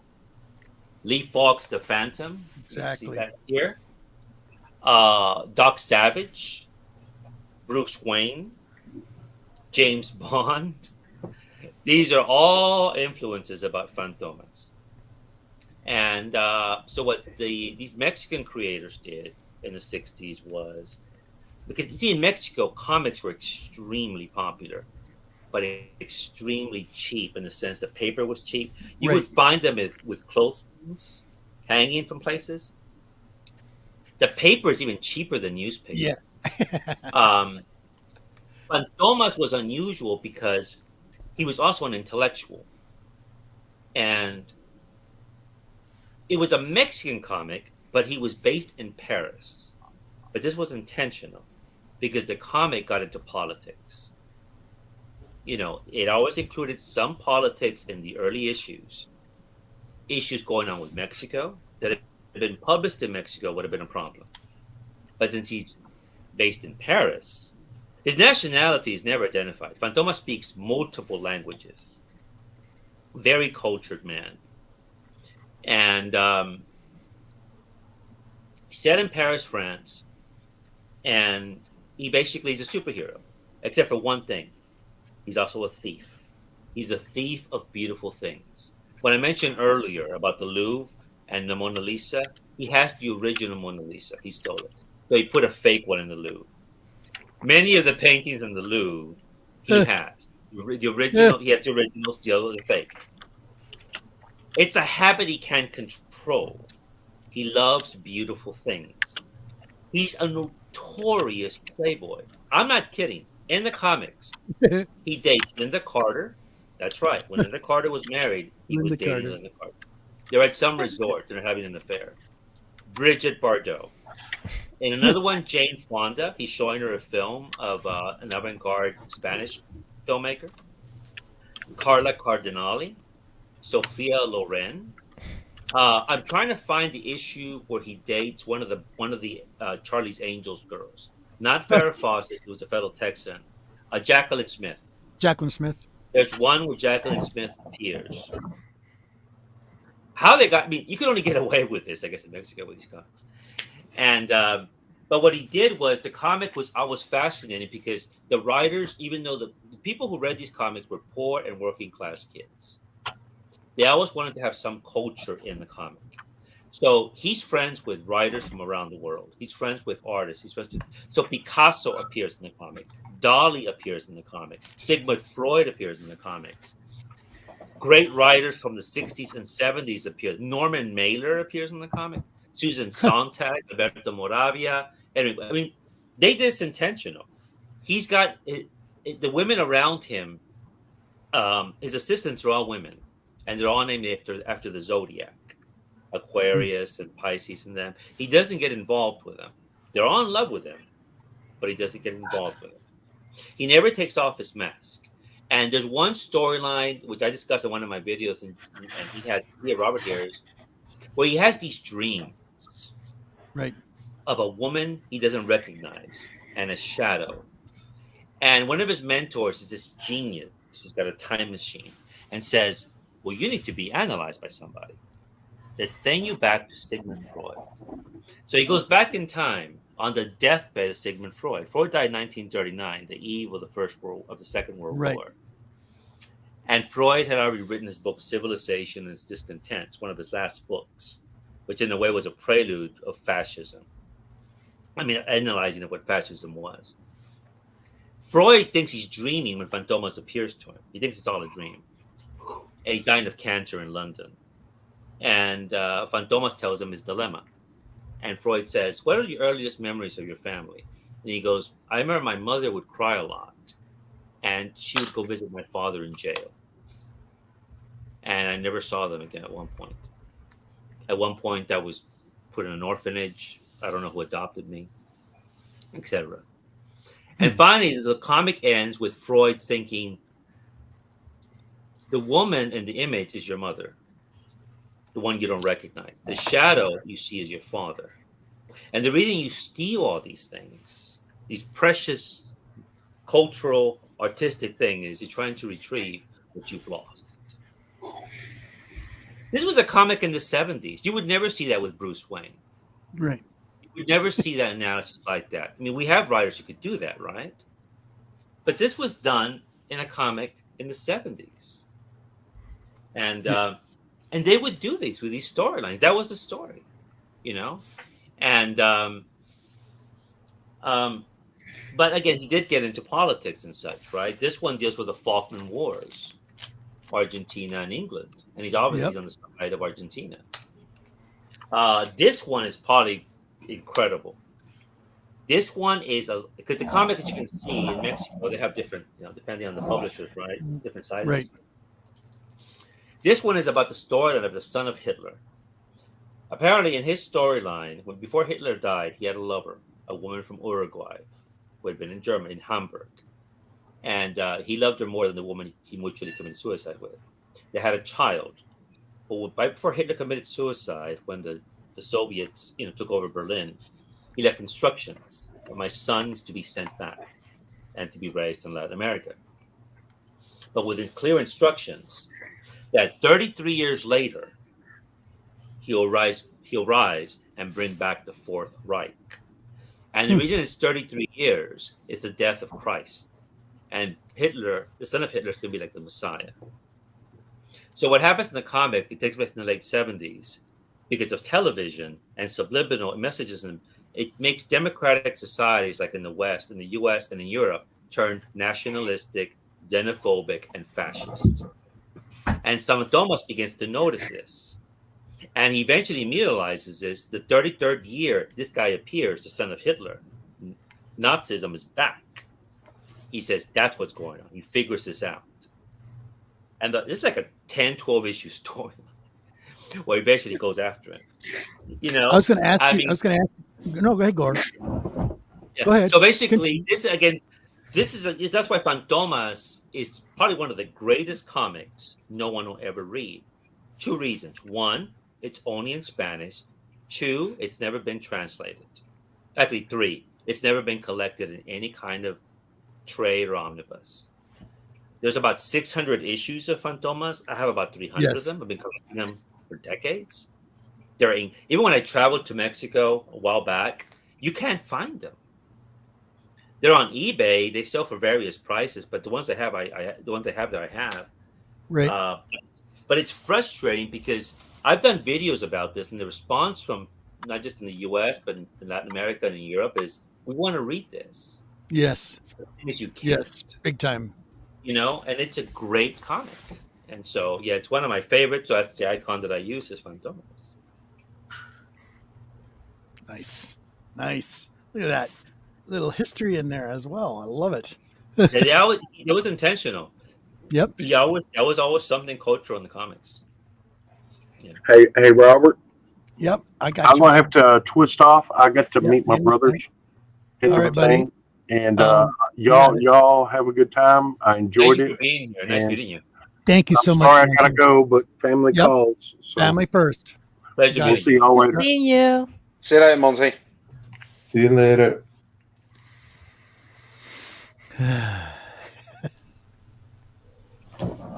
Oh man. It's not very often that I can say that I've been places that some people are jealous of, because I used to go to Haworth, where the Bronte sisters are from, weekly. Oh, you did? Yeah, I used to deliver there, and I've visited there as well because we like history. So we've been there. I used to drive my lorry up the very steep hill, and it is very steep. So I remember, and I used to deliver in the local pub there. So I know that place very well. Do you remember how they Literally. died? Say again. Do you know what? Do you remember the reason? Do you know what? I learned this fairly recently about how they all died and why they died so young. Do you remember that? I don't know that. I can't remember that. I probably have learnt it at some point within English literature when I was younger, but I can't remember. Well, the Brontes, there was Jane Eyre, right, and there was Wuthering Heights, and there was another Bronte. They were all writers, but these poor girls left isolated in this little town. But they were all very sick all the time, and it's discovered that their home was at the bottom of a hill, and above the hill was a cemetery, and the cemetery was above the water supply. Yeah. Uh-oh. So they were drinking basically contaminated water from the dead. Wow. Which is an interesting irony because ghosts are important and the dead resonate in Jane Eyre, especially in Wuthering Heights. Right. I mean, so they died really young. I think they were in their 30s, late 20s and 30s when somebody died. But they were always sick. But the thing is, drinking water was from decayed corpses. Oof. Horrific. You know? Oof. And but those two women changed history. I don't know how many times I've seen contemporary writers that I like reference either Jane Eyre or Wuthering Heights. Had no idea how important they were to fiction and to storytelling, but they did, you know. And that's why in the 80s when I discovered Kate Bush, Yeah. she sings Wuthering Heights. Yes. And I'm thinking, hey, Heathcliff and Kathy, and Kate Bush is one of my favorites. Yeah. Yep. Carlito, you got another question? You read my mind. Yes, I did. I could see it in your eyes. And the transition to music was perfect. Good. Speaking of music, Gore, what is your favorite composer and what piece or what album speaks the most to you? Composers, usually it's Beethoven. I mean, Yeah. Beethoven always resonates with me. And I remember when I saw the Gary Oldman film, I already liked Beethoven before I saw Gary Oldman in Immortal Beloved, right? But I think he did one about Napoleon. Napoleon is the one that I like a lot. Yep. And the concerto or the adagios and such. But I couldn't tell you a particular piece. But those of you not seen Immortal Beloved with Gary Oldman, a great actor. I mean, Oldman, I first saw him as Sid Vicious back in the 80s, Excellent. right? And then we all know him from The Professional. And of course in this film and Fifth Element and such. But in that film, towards the end, when he's completely deaf, there's a wonderful scene when he's done the Ode to Joy one, right? And he can't hear it. But he's remember when he was a kid running away from his father who beat him. And he goes into a lake and looks up at the stars. And so Beethoven always resonates with me. When it comes to music, though, I really can't say I have a favorite. I have a pantheon of favorites that I like. Same with books and comics, but I couldn't pinpoint just one when it comes to music. Yes, Chris, I've seen it, and I enjoyed it.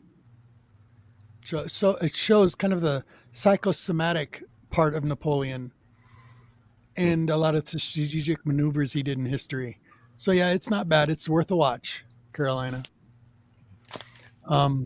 Anybody else? Because I got another little tidbit for everybody, and it's just for Gore. I have a follow-up on that. Yes. Go ahead, buddy. Great pick, by the way. But also, so as far as What about film composers? It doesn't have to be modern. Oh, that's easy. Morricone. Yes. Ennio Morricone. That's right. Excellent. I mean, the introduction to me was those spaghetti westerns, right? And which are just extraordinary soundtrack and to the music. But then when I remember in the 80s when I saw The Mission, if you have not seen the beautiful film The Mission with Jeremy Irons and Robert De Niro, set in Brazil, I mean, the music to that, and when I saw that in the theater, people were crying at the end, not just because of that ending, but that music. And then when I saw Cinema Paradiso, that's why I got the Libro Paradiso for my other channel, Cinema Paradiso. I saw that in the theater. Great movie. Again, I'm in the theater and people are crying at the end. You can visibly hear them. But it has to do with that music, Morricone. So I think he's my favorite. I mean, easily for me. Excellent. Yeah, I remember growing up as a kid watching spaghetti westerns with my dad, and just the music. That was one of the first things that stood out to me. So it's beautiful, absolutely extraordinary. I think he's still alive, isn't he? He's like in the 90s or something. I think he passed recently. Oh, he did? Okay. It wasn't. Okay. It was too far. A couple years before COVID, I think. Okay. The virus. Anybody else?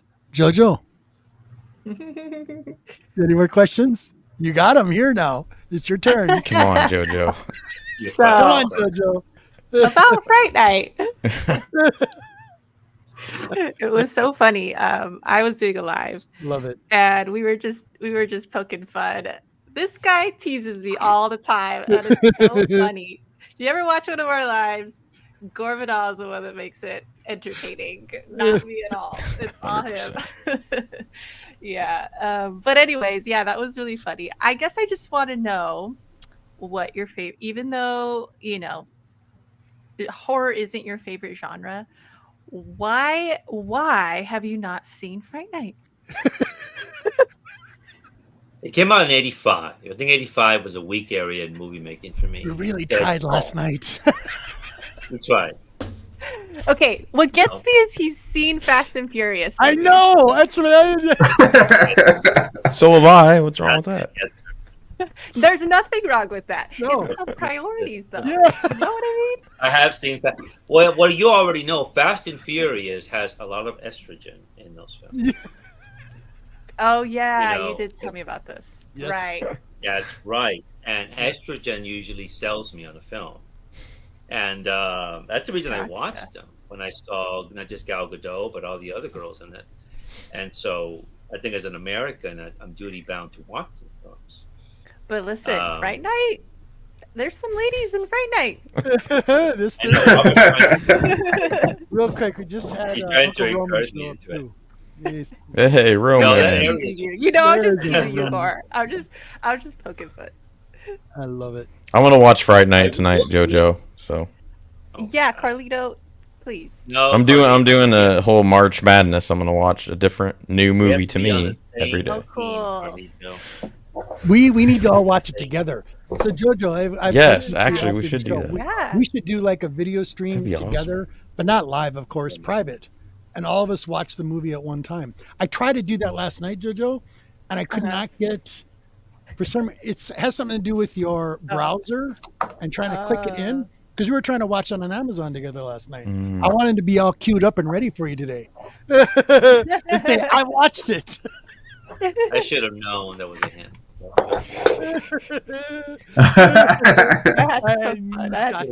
got you, buddy. Sorry, I had to. Everyone has that movie they haven't seen that's like super popular, beloved.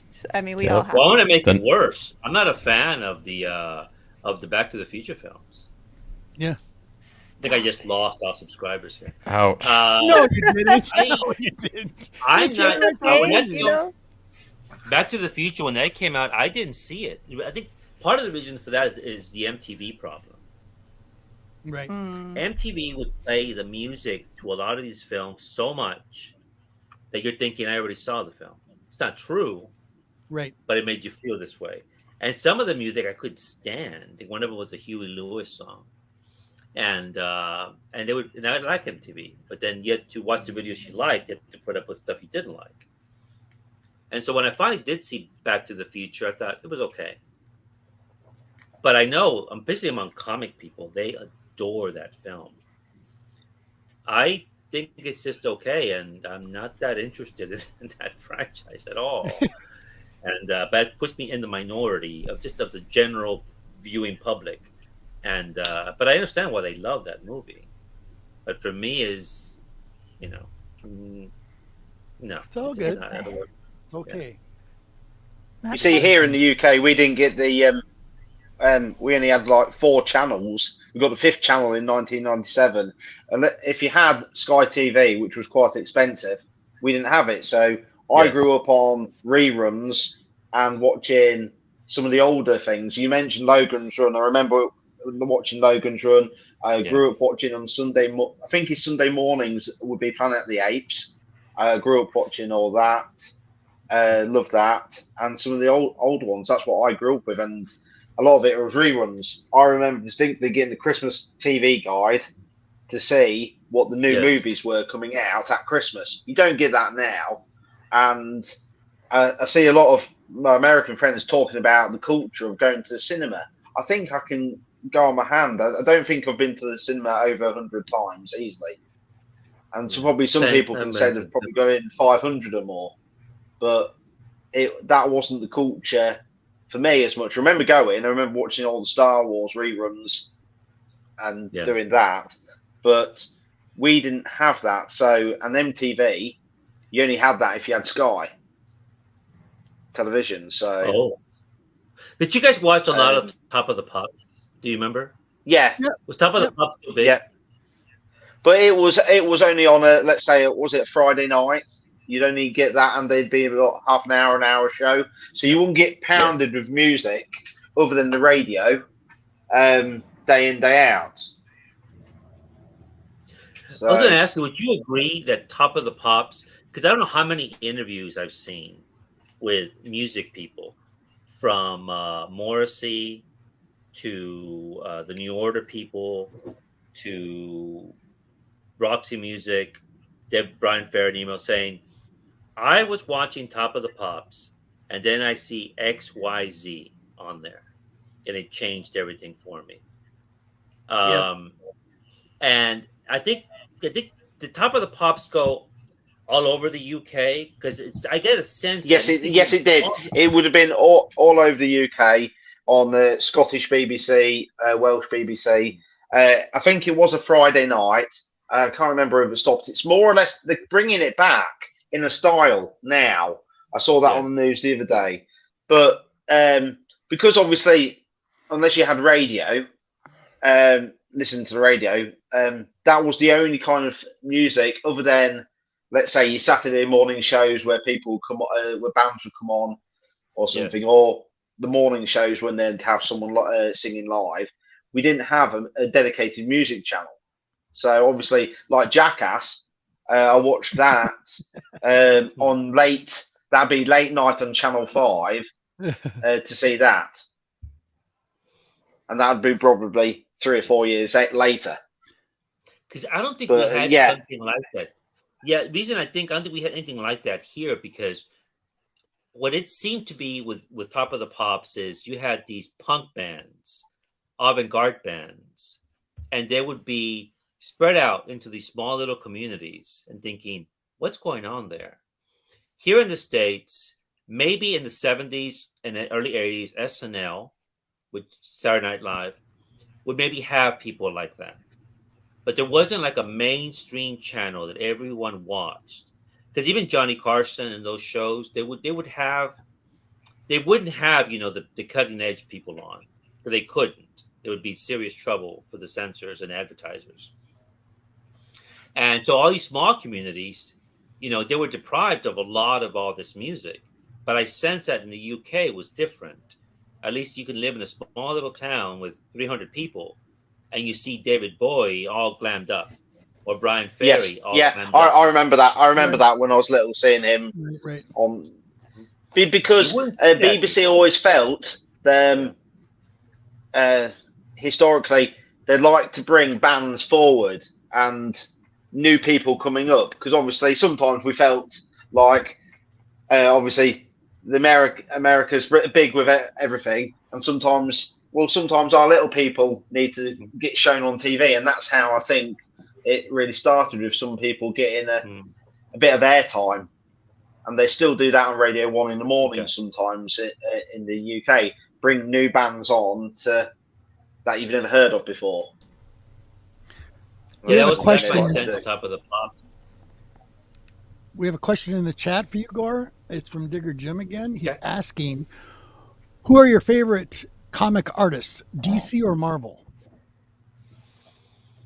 No, well, remember, DC and Marvel, they fluctuate, right? They go from one company to the other. The artists, right? They're quite promiscuous when it comes to that. And when Miller worked for DC and Marvel, Neil Adams did the same as well. I don't really have one. I just do not. And let me see. Let me show something here. For example, this is the Treasury edition, right? Right. To Neil Adams, Denny O'Neil, the one that basically made, Batman a very serious comic, even before. Now the thing is, how can you beat this, right? The Neil Adams effect. Right. You see that? And this Ra's al Ghul, the introduction of Ra's al Ghul, and this is one of my favorite comic panels of all time, is this one here, when Bruce is holding Talia. I mean, that right there is, that's Neil Adams, right? And this is just a stunning piece of work here. I know and then you have Bill Sienkiewicz. If you have anything, you see Electro Assassin up there. Yep. I mean, Electro Assassin is my favorite Frank Miller work, period. Good. And my favorite Bill Sienkiewicz work, period. Mm-hmm. It's when that came out, people were put off by it. They still are. It's a very strange work. I think it's one of their best work. So I guess Bill Sienkiewicz, who I guess is a Marvel guy for the most part, is maybe, I guess, my favorite Marvel one. And it's certainly one of my favorite of all time. And Electro Assassin is top of the list for me. I guess when we get to it now, I guess briefly go into this, is to the comics of that time when I was reading as a kid, the mainstream ones. Because the thing is, for me, I started to meet the mainstream comics and the independents at the same time. I remember when Legion of Superheroes really took off. I was a big Legion guy. Yep. And the reason was because of Keith Giffen. Keith could draw stuff like this. Really chaotic stuff. This was controversial at the time, which I didn't know it was a big issue, because people didn't like this sort of artwork. But then you had him on Legion. And then you had this guy on X-Men. Byrne was good. Don't get me wrong on X-Men on Byrne. But then you had Paul Smith on X-Men. And this is what I wanted with the comics. And very nice. I mean, extraordinary stuff. I always like this cover here, another Paul Smith one. Then Legion went this format. Every once in a while, you have a guest artist, like the great Barry Windsor Smith, who'll be on X-Men. Excellent. Yep. You guys know this panel. This is one of the most beautiful panels in a comic page. Look at that. Storm. Again, when I tell my friends, draw me a comic, can you do that? Can you do that? The answer is no, you can't. You can't do that. So the mainstream comics for me was Legion, X-Men, Daredevil, George Bettis, Wolfman on Titans, and such. I like those comics. Down. But Right. thing is, though, early on, though, I got introduced at the same time to the Independents.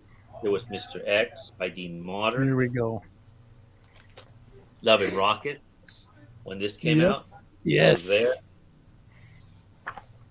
Oh my God! And then this. Are you kidding me? Oh, yeah. Excellent. This I had to, or I was living in a small town. I had to order these books. I saw this Mm. advertised in a comic magazine. I cut out the coupon, ordered the catalog, and this was just going to be coming out. This introduced me to Brian Boland and Judge Dredd by Eagle Comics. Yep. So I got this in the mail, and I began to read Mage. This is Mage here, but I'm going to show something here from Mage. Love it. You go ahead. This is Matt Wagner, Yep. right? The Great White Wagner. First, you had Mage, and you had these colors. You didn't see colors like this in comics, right? Beautiful colors that Matt Wagner was doing. But it was at the end. Oh my goodness. It was this guy right here. If you can find it here. It was Grendel. Look at this. Love it. Love it. Yes. Grendel was Jeez. fundamentally different than anything I had read. Yeah. In these texts here, he's, I think, a 12, 13-year-old boy. His lover is his fencing instructor, who's Yeah. twice his age. Okay. He is a brilliant guy. He becomes an author and becomes an assassin. And I'm thinking, is this the hero of the story? No, he's not a hero, but he's the protagonist of the story. He kills, without mercy. And you're thinking, what the heck is this? Yep. But I already had a prelude to that. Why? Because I had discovered Warrior magazine a few years earlier. This was the first issue of Warrior. I ordered this thinking this guy was going to be all over this comic. Axel Right. Press button, a very sinister looking cyborg.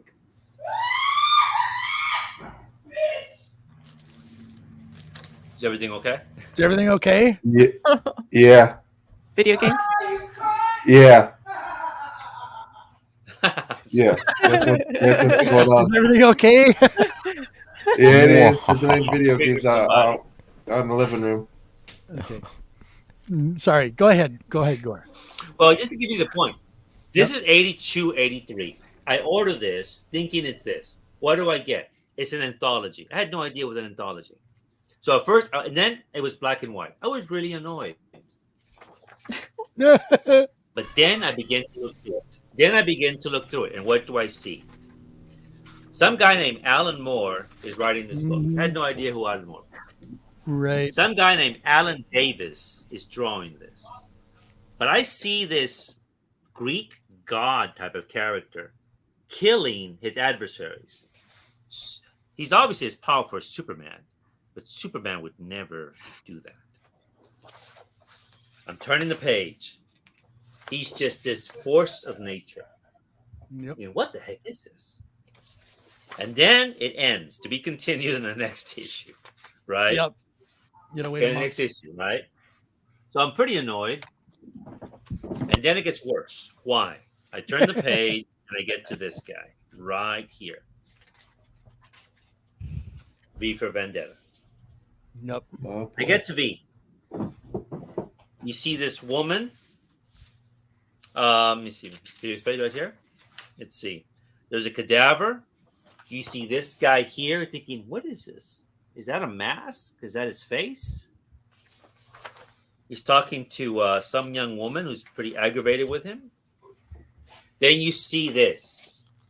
This man is a police officer smacking his wife around. Oof. He doesn't find her sexually desirable anymore. Mind you, I'm a kid reading this stuff. Right. Of course. And then I see this here. This is the one that got me. You see V. He's going to visit a woman, right? And she's got a flower. And it ends like this. See that panel there? He's there to see this woman. I have no idea who this woman is. I have no idea what's going on in the story. But the woman says, Roses, it's you, isn't it? You've come. You come to kill me. He says, yes. And she says, thank God. Wow. I turned the page. Oh, no. To be continued. This is not Batman. Right. So I'm thinking, so I'm reading Legion, I'm reading Titans, and then I read this. And I'm thinking, what the heck is this? So then about a year or two later, people are talking about some Alan Moore guy doing Swamp Thing. And I know that guy. It's this guy. Nice. And so this already had changed comics for me in a way that, but I was already reading those independent comics. The other one I was reading was American Flag. This is Trey, Howard Chaykin's book. This one I got grief for from my friends at school because they said it had sex in it and it was perverse and didn't have superheroes. But there was the same group who said Elektra was a slut. And when I asked them, why is she a slut? Well, the way she dresses. I go, that's the way Frank Miller draws her. How does that make her a slut? Yep. And I said, well, she's a slut anyway. Thinking, you're out of your minds. Yep. And, but stuff like this, this is early 80s. I like American Flag a lot. I have the singles, but I just want to show the trade here. And so anyway, so that was already there with these things.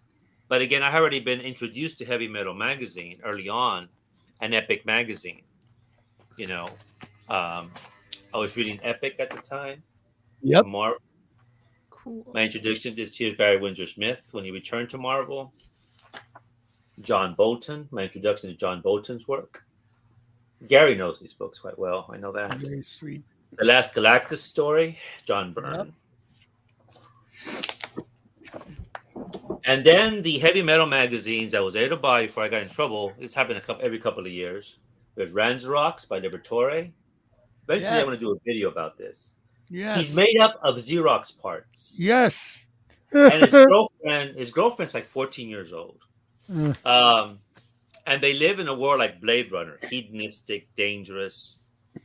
But if I show you see Valentina over here, the reason is because of this one, 1981. I bought it with my Warren magazines, my Conan books. I had them hidden inside. It let me buy it. Mm-hmm. And I'm looking around. I see Corbin, first of all. This is Richard Corbin, my introduction to Corbin. See that? Yep. But most importantly was my introduction to this man. Oh, okay, let me see that. Chaykin's also in this book. Howard Chaykin was Valentina.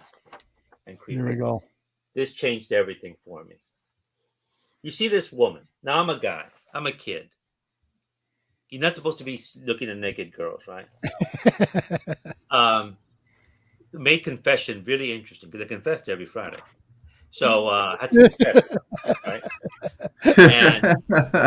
I'm not joking. You had to, right? Yeah. But I see this woman talking to this astronaut, and now here she is nude, and then there's a child in there. It's her son. I'm thinking, what's going on in this book?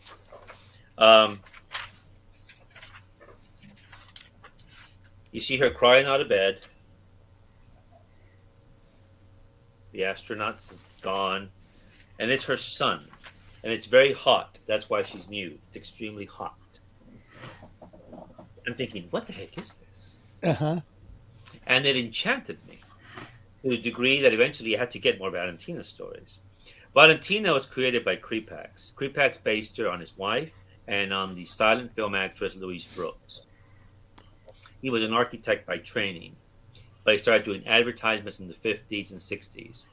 He wanted to do comic strips, but he ended up doing this instead. He had a hero named, I forget, Neutron, a man who could stop time. And Valentina was his girlfriend, who was a photographer. But what happened, like with Frank Miller and Elektra, she took over his imagination, and she became the focal point. And with the Valentina stories, they're like this. They're very psychological, they're erotic. Right. And they reference books and films. The New Wave films, Fellini, Bergman, Buñuel, Godard. They're all. I showed you La Note, Michelangelo Antonioni. They're all referenced in there.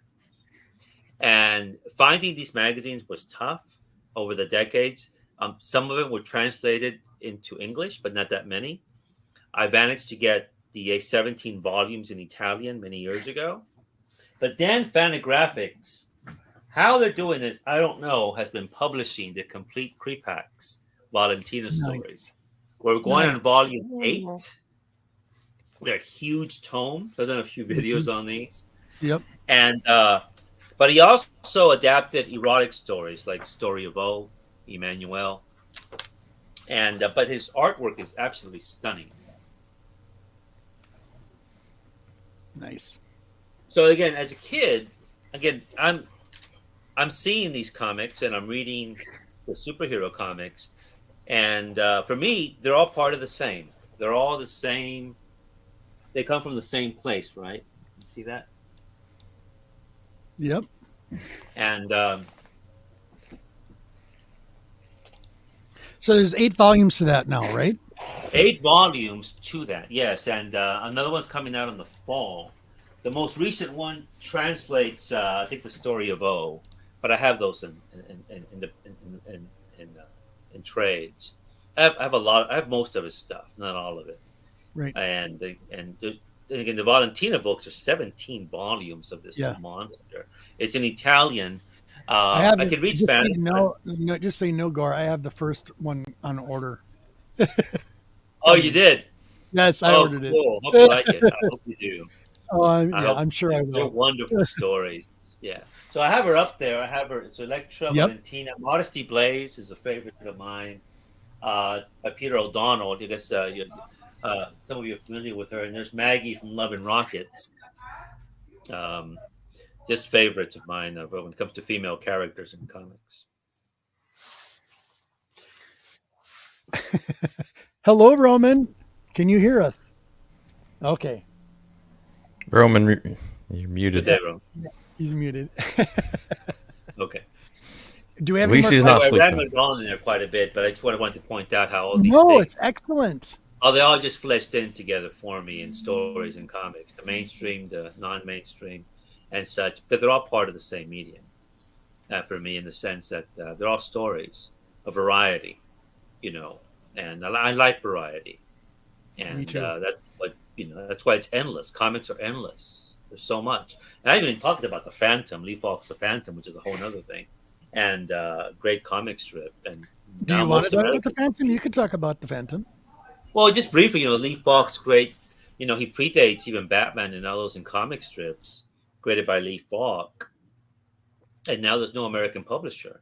He's published in Australia. He's published, I think, in New Zealand. He's published in Europe. I think in Brazil. A few years ago, I think Moonstone did some Phantom. But like Fantomas, one thing about Fantomas and the Phantom are similar. Fantomas rarely kills. He goes out of his way not to kill his adversaries, which is the same like the Phantom. Right. Unless he has to. But it's very rare that he does. But that's one of those ironies. The Phantom is more popular abroad than he is here. That's just the way it is. So. Hold on here.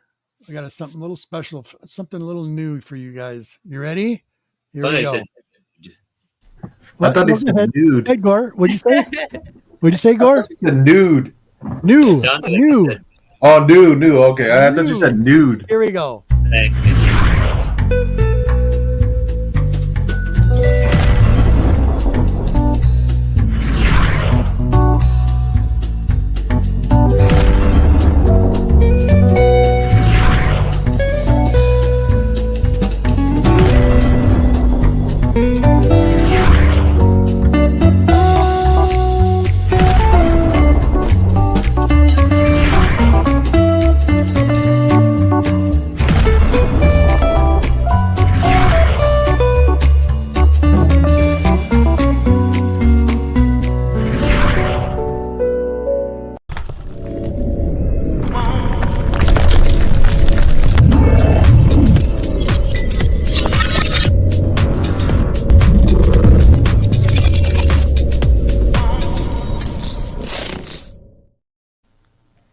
go. Now I won't anymore. Dog or horse? Dog or horse? Horse. Dog or horse? Horse. Horse. Beer or a good whiskey? Oh, whiskey, easily. Snake or a spider? Spider. Oh. Car or a plane? Car. Favorite sandwich? Pastrami. I like pastrami. Okay, here we go. A kiss or a back rub? Really, Robert? You have to ask this question. Remember Casablanca? Remember Casablanca? A kiss is never just a kiss. A kiss. Sex or a walk? Don't have to answer. Okay. You know, there's nothing like discovering a woman's body for the first time. Yeah, beautiful. It's something that can be actually quite eternal. It's always a mystery. Yes. It really is. It's like discovering a new country. So I think you know my answer. Yes, I do. Okay, there you go. Art or history? History. Poetry? Art is history. Parts? Poetry? That's true. You know, that is true about that. Poetry, a good what? Good movie. I don't know. I'm going to go with a good movie. The Cinema Paradiso is poetry and filmmaking. And Winds of Desire by Wim Wenders. Nice. And Time Bandits. Oh, there you go. I like Time Bandits. I saw that as a kid too in the theater. So did I. Great film. Nice. Yes, it was. And Very number subversive. 10. Number 10. A comic book or comic books? Comic books. There you go. I'm Done. promiscuous that way. I cannot be faithful to any one of them. Awesome. Yeah, remember, I was the heretic in the group, right? We need more heretics in the comics. Yeah. There you go. And I'll try to change those Interesting up every questions week. you came up with. Sex or a walk? Oh my God. You answered it beautifully, though. I knew you would. That was good. Yeah.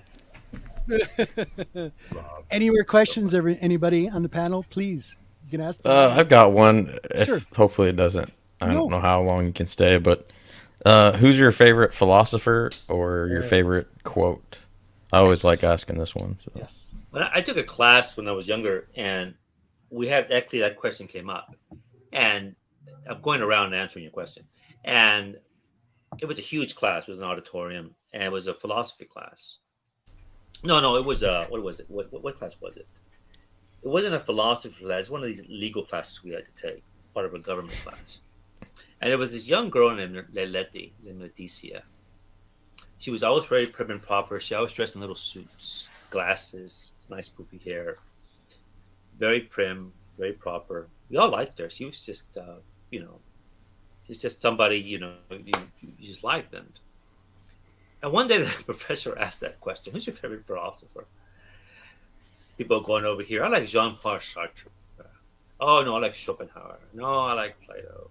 Versus, yes, Socrates. No, I like Nietzsche. Nietzsche was always a favorite, especially among the young, Friedrich Nietzsche. It's interesting, we were government majors, but no one picked Montesquieu or Locke, the ones who were influential in the founding of the country, at least for the founders. Right. And then little Letty goes up there, and she goes, I like Hobbes. And Hobbes wrote this book called Leviathan, which is the book about basically saying that law and order and authority basically trump all kinds of civil rights of any kind. And I remember all of us just turned around and go, who said that? And this little Letty in a little suit, little glasses, and her poofy hair. So, I just chuckle whenever I hear that. The writer that I like, I guess, who's a philosopher, I guess, was George Santayana. Santayana taught at Harvard in the early 20th century. His students were interesting. They included Wallace Stevens, a great American poet, Learned Hand, a great circuit court judge from New York, who was always considered for the Supreme Court, but the Supreme Court always relied on his opinions. Felix Frankfurter, who was in the Supreme Court, T.S. Eliot, the writer of the Wasteland. He had this long list of great people who became, pretty notable. And Santayana wrote a memoir about his life. He was from Spain, but he grew up. He had English background as well. So he wrote this beautiful set of memoirs about his life called Personal Places, about his life in Spain and living in North America, his friendships and such. But he also wrote really wonderful books on religion, on aesthetics, on art, on Goethe, German poet, and such. And he died, I think, in the 50s when he was actually living with nuns. When I've been living with nuns, it was a place run in Italy. It was a hospital run by nuns. He had gotten rid of most of his possessions. Now, he knew everybody of the intellectual world, the early 20th century. And a writer went to interview him, and the writer was interviewing him, and he says, "So what's your philosophy?" He goes, "Well, at the bottom of everything, I think chaos. Everything is chaos." And but he was always cheery. And he liked Lucretius, who was a Roman poet and writer who wrote this book about the nature of things. And but that's where he died. And so the George Santayana, no one reads him now. I know that College Station, A&M at Waco here in Texas, has for decades published his books, which always ended up in remainder shelves in bookstores. But I like the way he writes. He's got a really clear way of writing and very beautiful and sensual in some ways. And I like his views on things. But he read everyone that I mentioned. But he's the one I always gravitate to. Although when I was younger, I went to the Sartre, Nietzsche phases and all that sort of thing. Yeah.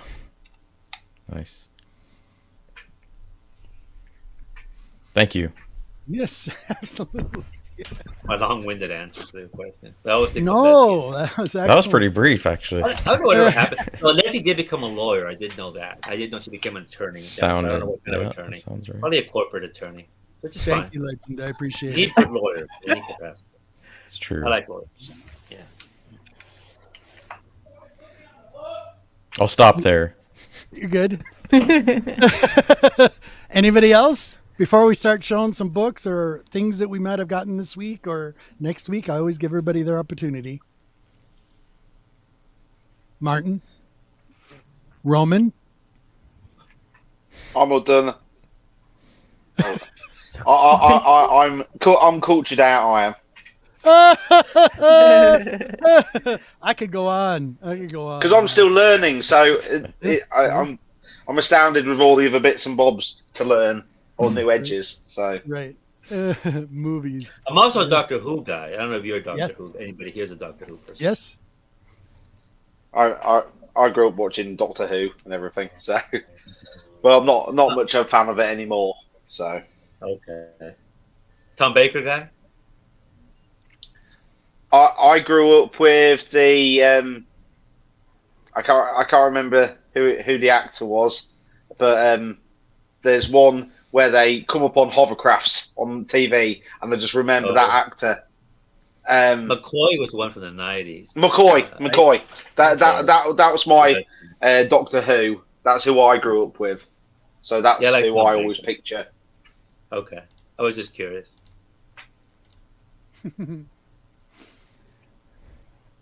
But my brother loves Doctor Who. Yeah, I like Doctor Who too. Kyle, what's his name, Robert? His channel? Kyle Wacker. He loves Doctor Who. Kyle. Yes.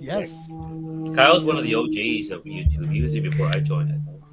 Yeah. And great YouTuber, probably the biggest Doctor Who in our circle of YouTubers that I know. Yep.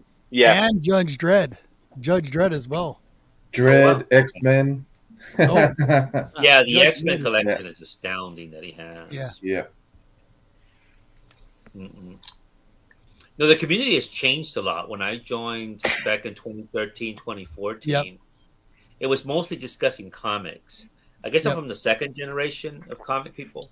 I think because it started in 2000. One of them who passed away a few years ago, he was a friend with Bueller and with Damien. Sam. Yeah. Sam was one of the earliest ones. Sam Stingled Webb. Yes. Yeah, Sam Stingled Webb. He was one of the earliest ones who do just talk comics. Very much missed. Very kind man, and yes. and I think Doctor Strangelove was another one. Was one of the early ones, I think. Tim Oh, I love Howard, Strange Life. Yeah. and a whole bunch of them were no longer around. Yeah. Comic And, Badrone. What was it? Jabroni. Jabroni. Was he Oh, on? Jabroni. Zabroni, yeah, he came a little bit later, and I remember his Yep. passing as well. And Yeah. you had the legend not too long ago, Robert. Yeah, I just did Oh, my Legend goodness. last week. Yeah. Great I'm saying Legend. this now, Legend helped my channel a lot. I have to say, whenever I would be in the chat with him or something, he would always promote all the new channels. And I remember I would get all these subscribers before these people came from. And they were coming basically in part from Robert, the Great Legend. Yeah. Right. Great Legend And, was also one of the first like people that went live ever, like for Yep. the comics, Big for the time. community. Like as a solo That's true. live person. If I'm not mistaken, I believe that I saw Gore for the first time in one of Great Legends chats. So Hmm. Probably did, just like I Might have did. been. Yeah, he probably did. Probably met that way. Mine was Gary's. I don't think he knew who the heck I was yet, but I definitely remember that. So Him and I would have these real big conversations back and forth. It's like, man, I got to meet this guy. yeah, We are going to meet one day in real life, Gore. That's guaranteed. That'd be good. Jamaica has a good place. I'm going to take him out for dinner. Definitely going out for dinner. No, the comic So- community has definitely changed, and I think it's harder now. I think for people who discuss comics the way we do to jump in because I know the speculator channels, the collector channels have come in, Sure. and I think they gravitate. We type in comics; they're the ones that come into your feed, and you're not Right. into that. You'll be thinking, "Oh, that's all they're talking about." But if you really have to be persistent and search out those channels, which are they're Right. still out there. You really had to dig. Yep. You really Big have to time. dig. They really do. Yep. I remember the word key, for example. Oh. I mean, it's only a few years ago that the word key actually, you go, key for what? Key to the house? No, a key. What's a key? A Yep. first appearance. Appearance of what? You know, first appearance of somebody's cousin. I'm thinking, what? Makes no sense. Like And our I like our said- big like You the see, thing with- and you know, and then when they explain it to me, I'm thinking, oh, when I think of the word key, then I think first Silver Surfer. Yep. Oh yeah, that one. Mhm. First Hulk. Yeah, that one. First X-Men. Yeah, that one. First Frog Door. Yeah, that one too. No. And when the Frog Tour thing was a couple of years ago because of the Loki Yes. show. Yes, Yeah. yes, People yes. were paying $40-$50 for it at my shop. I'm Yes. thinking, "Have you out your mind?" Beta But Ray Key Bill used and all the to be- other ones. You know, yeah, no, it's true. Key used to be when I remember. Well, when we never heard the word key. Right. I remember when a new artist would jump on a book. Yep. And you wouldn't see the word key. You would see, Chaikin's now doing the shadow. Yep. Oh wow, Mike Kaluta has a new comic. Mhm. John Byrne is now on Superman. And those books would go up a few dollars in value. Or a storyline. Frank Miller and Claremont doing that Wolverine miniseries Right. that changed everything Yep. because it was at the same time that Paul Smith and Claremont were doing X-Men, and they changed Wolverine. Up until this point, he was just a guy who had cigars, said Bob, had berserker modes. There was nothing. There was no substance to him. I don't know. I was indifferent to him, and so were many people that I knew. But then, the miniseries, the Paul Smith stuff. He's engaged to this woman. He's trying to keep check of his rage. You see this humanity to him. Then he became engaging. So at that time, that's a key. That storyline is a key. Or this artwork is a key. Or this writer right. jumping in. Right. But the first appearance thing was, we never heard those words at all, right? And they didn't happen. Oh, when Frank Miller did Ronin. Without Ronin, you wouldn't get this guy. There you go. You wouldn't get the Worlds. I call it the Worlds. You wouldn't get these guys, right? You wouldn't get the Turtle book, which I liked at the time when they came out. But the only reason I like these is, again, because I had read Ronin and Daredevil, and and these were basically, we thought were like a spoof one, right? And but now they're worth insane amount of money. The first one, Yeah, Mm-hmm. big time. and but yeah, so this whole thing of the key thing, I just shrug my, I hear it so many times now for everything. I like to joke with friends of mine. What was the first time Doctor Strange kissed Clea? I mean, what? That should be a key. The first kiss. Yeah. What was the first time Mary Jane and Peter Parker went to bed? That should be a key. When was the first Yeah. time Bob and Starfire went to bed in Titans? Because that was controversial. That should be a key. I mean, Watch Gore mention all these books, all these. Watch Yeah, Paul yeah. Volcker here. Yeah, and all the, and then we're in a week or so we'll see these books go up, and we're like, what the They'll be hell? on all the auctions when the We'll next start week. seeing them now. Yeah. Watch, or I'll guarantee you'll start watching. You'll see. Yeah, we'll see yeah. them all in auctions. We'll see like a price hike, and then you'll be like, huh? Yeah, First why is kiss. this one so expensive? Oh, the only one that comes up is that dumb Batman book from a few years for the shortest penis. yeah. And suddenly people are paying hundreds of dollars for that, thinking, what? So you know, Hey. I'm not entirely off on this, right? So I capitalized on that book. Don't Damien, knock it. what's up, buddy? yeah.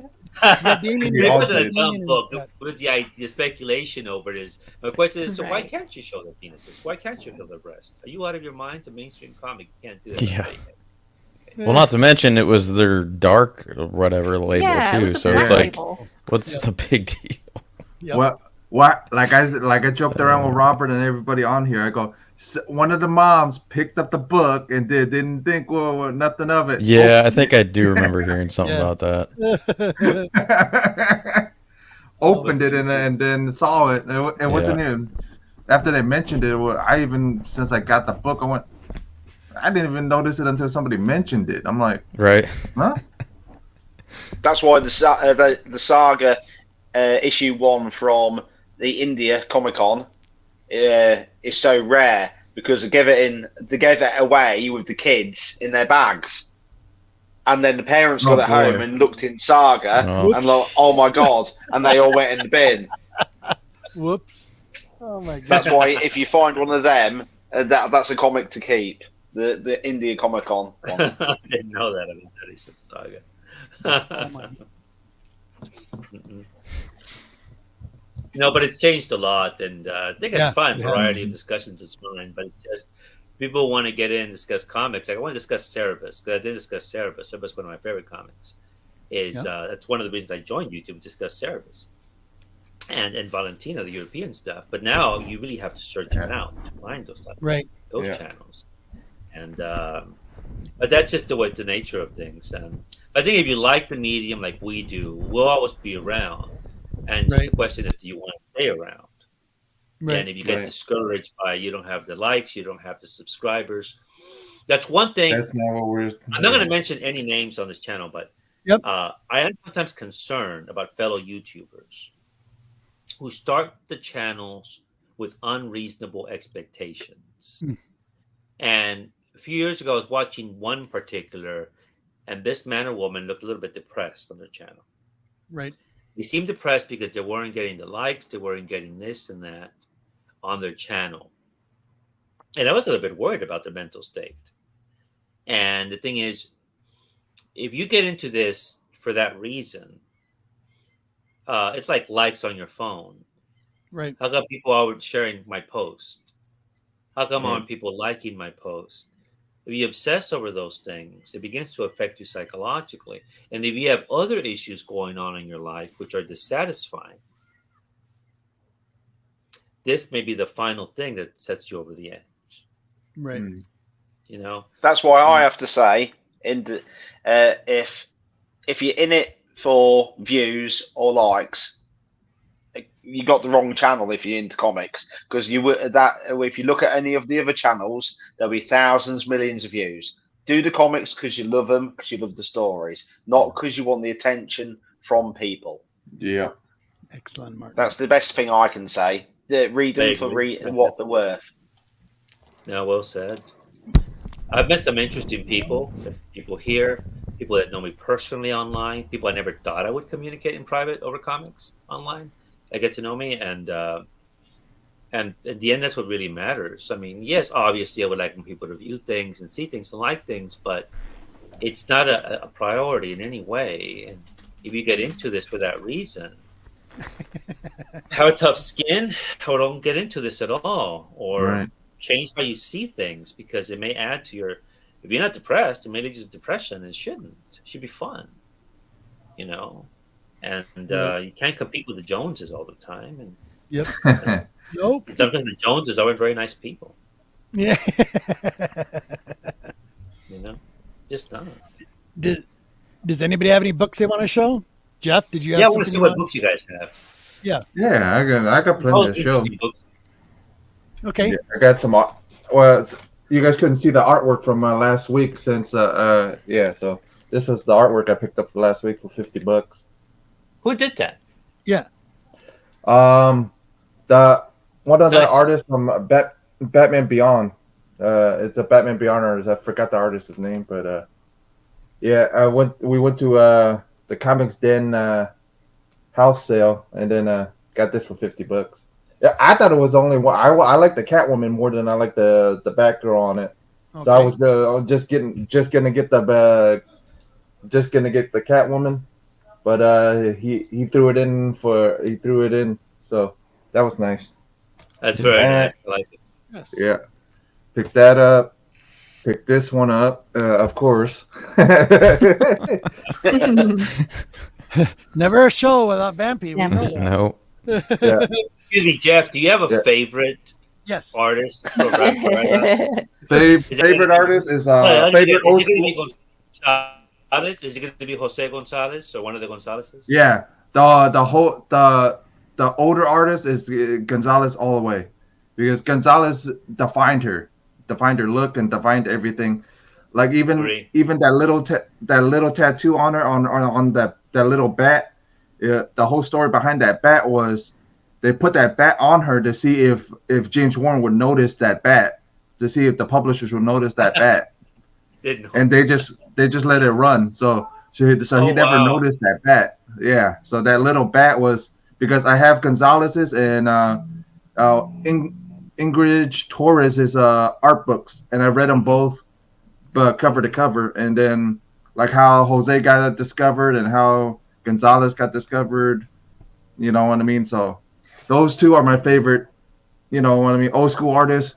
New school, of course, it's gonna be like Perillo, Just Go. All those guys are, you know, good too. But there's a lot of up and coming ones that are pretty decent too, of vampy artists. So there's a couple of them that are pretty. Like there's one, what was it, in I think Spain, that I ordered like a whole set of his covers, and it's like realism, cartoonish, realism type stuff, and Yes. there's a bunch of artists. I mean, I want to do a lot more stuff with Vampy on the channel. It's just don't know if Dynamite's gonna hit me with, you know, what copyrights type stuff. So if I do, You know, I don't think so. I mean, you might not. I mean, 'cause I show a lot of books on my channels, and right, I've never been hit with a copyright strike. I mean, I show a lot of fanographic stuff all the time, right, and so I don't think it should be an issue.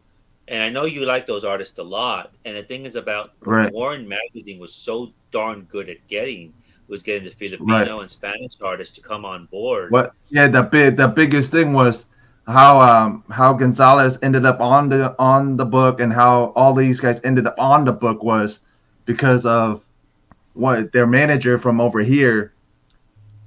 James Warren was leaving the office. The guy ran late. The guy actually came in late, and actually went to like steak dinner with James Warren, and opened up the portfolio. He goes, I want this guy, and this guy.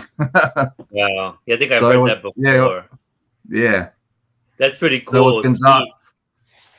Yeah, Gonzalez it was did- Gonzalez. It was St. Julian, and it was Ingrid Torres. It was How about all Esteban three. Maroto did a few, didn't he? Yeah, a lot of like, but the funniest thing is 3 Spanish artists defined her look. It wasn't like Frazetta. It wasn't, you know what I mean? It wasn't any of the guys over here. It was three Spanish artists that actually defined her look. No, that's my. I know those early Vampirella ones because I have most of the Hmm. Dynamite books, and Yeah, Dynamite didn't get a hold of her until 2010, and then it was Harris that ended up with her at like the end of like what was it, end of 70 something, because Yes. 112 was the last issue, and then the Harris came out with 113. That's why it was so Harris had slowed because of Warren going after they were going after each other because of how they released the first issue of 113, saying Okay. it's a continuation when it was all reruns, all repeats in that book. It was maybe 2 new stories, Yes. but the one I would love to do is actually go to Spain and actually try to find Jose Gonzalez's lost Vampy story. There is one story that he did. He sent off. James Warren declined it, or it was supposed to be like 114 for 114. Never got published. Got sent back. Got left with his management company. They lost, so it's lost in files. So nobody knows where it's at except the boss of that publishing company. So I would love to find it just to see what the story was. Okay. I think one of the artists. Did you read? Remember the book when Carmen came out? Yes. Yeah, I did. I picked up the whole run. Yeah. I liked it a lot. I mean, he would make a great. Right. Let me show some of these panels. People are not familiar with this. One that won't get Robert in trouble. Let me see. No, you're fine. Yeah. You're fine. Wow. Yeah. And it talks about like it's pretty much about suicide type stuff too. So yeah. A girl takes her life. Yeah. And then Carmen and this Carmen figure appears to try to like what did you just do? And Guillermo March would be an ideal artist for Vampirella. And what this book did, it took this is insanely beautiful artwork. Right. But it took the Little Nemo idea, the famous McKay book, The Little Nemo, right. Little Nemo here, right?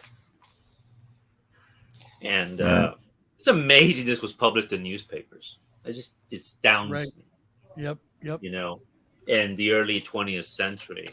And so when that book came out, Carmen, I'm thinking, oh, he's borrowing from Little Nemo, at least among others, right? Right. But yeah, March would be an ideal Vampirella artist. I don't know if he's ever interested in doing it, but yeah. Right. But like the Caprice run is pretty decent. But the only problem with the Caprice run is if you didn't start off reading his stuff in the beginning, you're getting like if you read this Vampirella 666 or whatever 6670, this whole other run, you're gonna be lost, because if you haven't started off with Caprice's beginning, like Robbie and all them were saying on Pop Culture Philosophers, you're gonna be lost. You're gonna be like, what the hell's going on? But if you had like right now, I would say start with the Caprice Volume 1 of Vampy, and you guys should be decent, because he actually goes into some of the history of Vampy sometimes.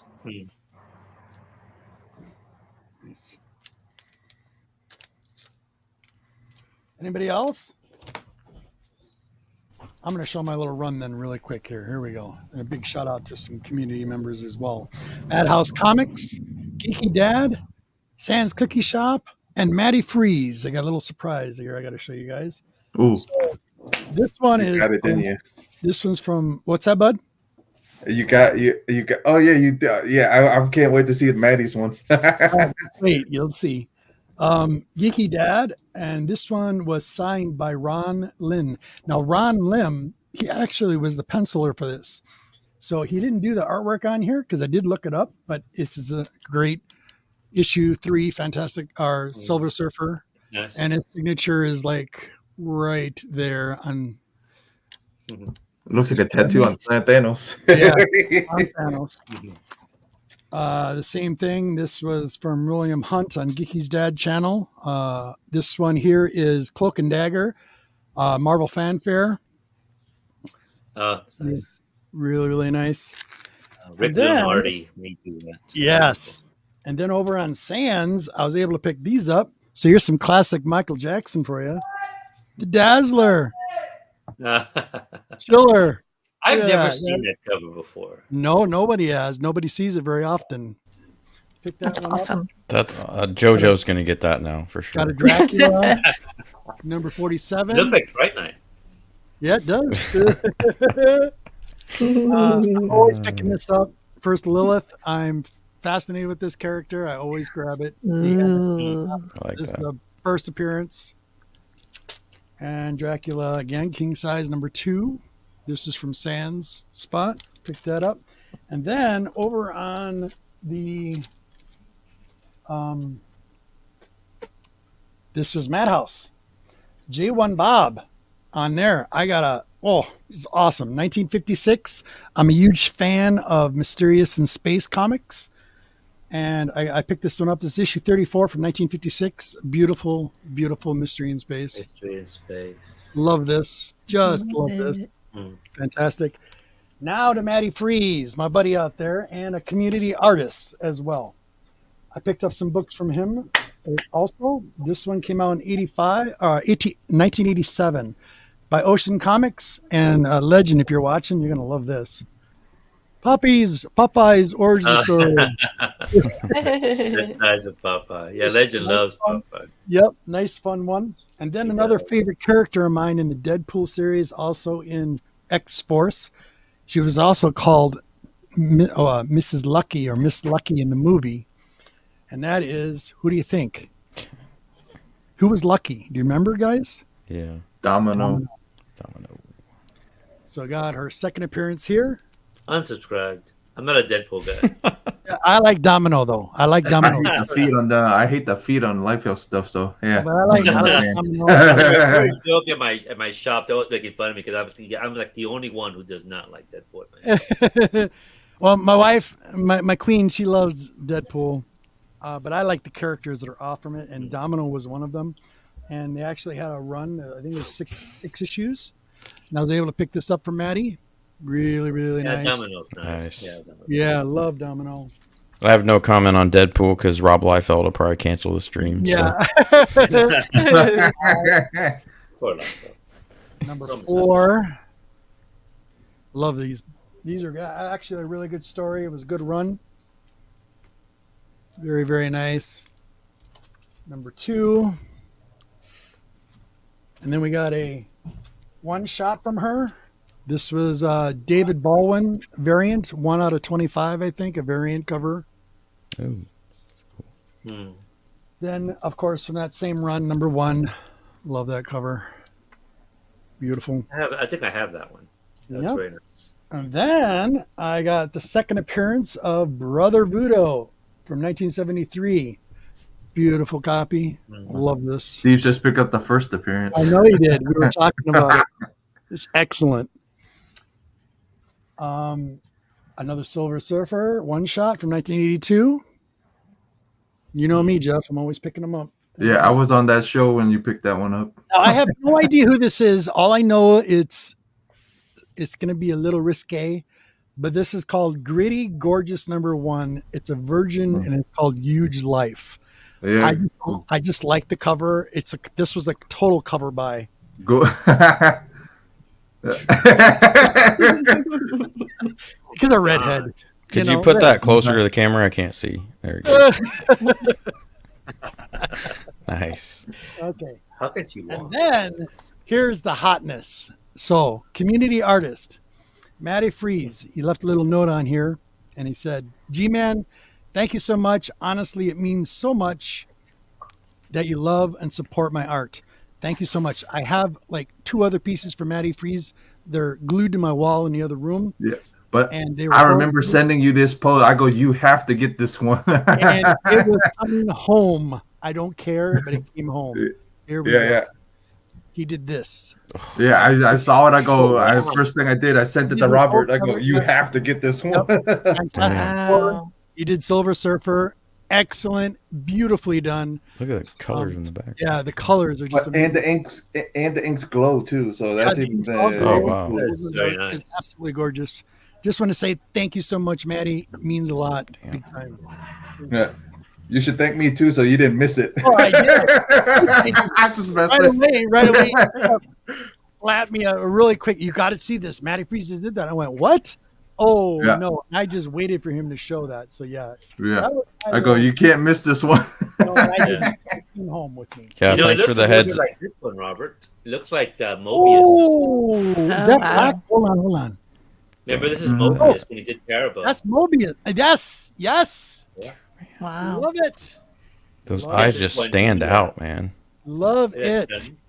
Yeah, this is when he drew the Surfer books. Yes. Love that. Back in the two-issue So series, good. Parable, with So Silver good. Surfer. Let's find another cool panel here. There he is. Yes. You know, Yeah, yes. Mobius again, another guy discovered in heavy metal when I was getting those Yes. magazines. Yeah, but this cover, I have several different editions of this. I really like it. I'm going to be Yeah. perfectly honest. I've never seen that one you're holding, that cover. Yeah, this is an unusual one. I don't know where I Yeah, got I've this. never seen that. It's from Epic though. Yeah, it's from the It's Epic. beautiful. Comics. Yeah, Beautiful. Now he's gonna be looking all over for it. Yeah, It will be. He'll be coming home. Roman, do you have some books or anything you want to show, buddy? Jojo, do you want to show anything? I haven't been getting like floppies lately, but Okay. I am reading Hush right now. Ooh. All the way through. Oh, very I good was collecting series. it. Yeah, I was collecting it before, but all that stuff's in my storage. So Right. yeah, I don't have it with me right now. That's why I'm just reading this. But yeah, it's so far so good. I like it. Excellent, isn't it? It's very good. Yeah. And then this was another cool little thing that I found at one of my comic shops out here. See if I could grab it without ruining it. There we go. Something a little different. What is this? This is a little promo poster for some of the Nightmare on Oh, Elm yeah. Street comics from Nice. back in the day. Nice. I have a few of Excellent. those actually. That's excellent. Right? Isn't that like awesome? So I'm Yes. gonna frame it and put it up, but yeah, I thought that Very was cool. cool. And it wasn't that expensive. It was pretty cheap. Yeah. So yeah. Nice little find. Very, very But that's cool. about it. Okay. Roman, did you have some books? Roman, I can't hear you. I can hear you. I can see you, Bob. Can you hear me now? Now I can hear you. I'm sorry. Welcome, Roman. Apologizing to the panel and the All good, chat and Roman. everyone. We over here doing spring cleaning. Yes. We'll just sit here and watch the show and stay out the way now. No, you're good. You're That's good, what I'm Roman. doing. I was just watching the show and enjoying the show. We've been watching it from the beginning. Excellent. So, Go ahead, buddy. what do I have? I have all kind of stuff to show. Yeah, you went to the con last week. We got a nice little treat, you guys, on our last week's show. All kind And the of last two shows, Roman actually cracked open some slabs to make sure that they were saying what they were. And then he went to a con and he did actually some on footage of Oh, seriously? Whoa. oh wow. And So there's a guy cool. with some pictures there, That's some old nice, pictures there. Roman. There's a guy with some old pictures there signed to other people, but I didn't care. Nice. That's nice too. Very nice, Roman. It's a wonderful All right, signature. The next two are for the host. So I was thinking of the host of the show when I picked these up. So I think it's Rico Browning actually signed this. Uh-oh. Wow. Whoa. That's going to the host of the That's show. cool. That's going to Mr. Galvin, y'all. Oh, Yeah. love it. That's cool. And just to show y'all how sick and Fire. disgusting the host of the show is, I had to get this. Sick and disgusting. As soon as I saw it, I thought about the host of the show, y'all. Nice. Nice. Very Oh my nice. god. Oh my goodness. Oh, love it. Wow. Wow. I got a couple books signed at this con. Yeah. By this is Mr. Keith Pollard's first work. and Marvel. So I had him sign that. You pick it up. Ooh. From Detroit. Mr. Keith Pollard from Detroit. I had him sign that. And then this was a rush book. I think 10 guys had to work on this book, as Mr. Arvell Jones was telling me. And I had him and Keith Pollard, because back then they didn't have fax machines, copy machines, nothing that. Wow. They both had to drive from Detroit to New York to finish the book. There's like 10 guys to work on this book, so they had to have it out that weekend. Right. So I had to, I had both of them sign that book. Look at the signatures. I like it.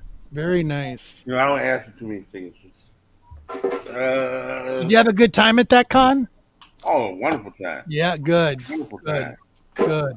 Wonderful time. I'm Excellent. trying to figure out what I got. Really appreciate you having the guy show us the wall of books, all the pre-code horror. That was The week excellent. before, I got this as a 3-piece deal. So I got this. I don't know. You know, my favorite villain of all time. Oh.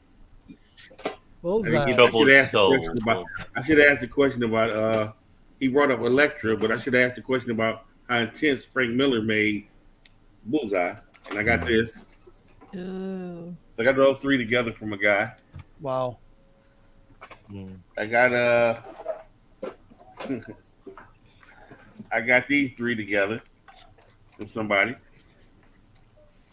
Oh my goodness. Yes. I love it. I am just getting the books in the collection that you're supposed to have. So first Werewolf by Night. There you go. Beautiful. Love it. And replacing books that I sold. Oh, there we go. Oh. There we go. I had a bunch of X-Men, but I ended up putting them up. I got me a nice Phantom Stranger. Nice. Phantom Stranger #1 is a very high grade. And this came along with it. The guy threw this in too for me. Second appearance of the Royal Flush Gang. That's my favorite villain gang. Very nice. I'm Cool. gonna do a little Phantom Stranger thing there. I got wow. I seen this and I wanted this book. This is all I really wanted. Okay. You know, you only this little cheap book here. Right. DC's version of Hercules. And the man talked me into getting to this. Oh yeah. I love Oh, look at that.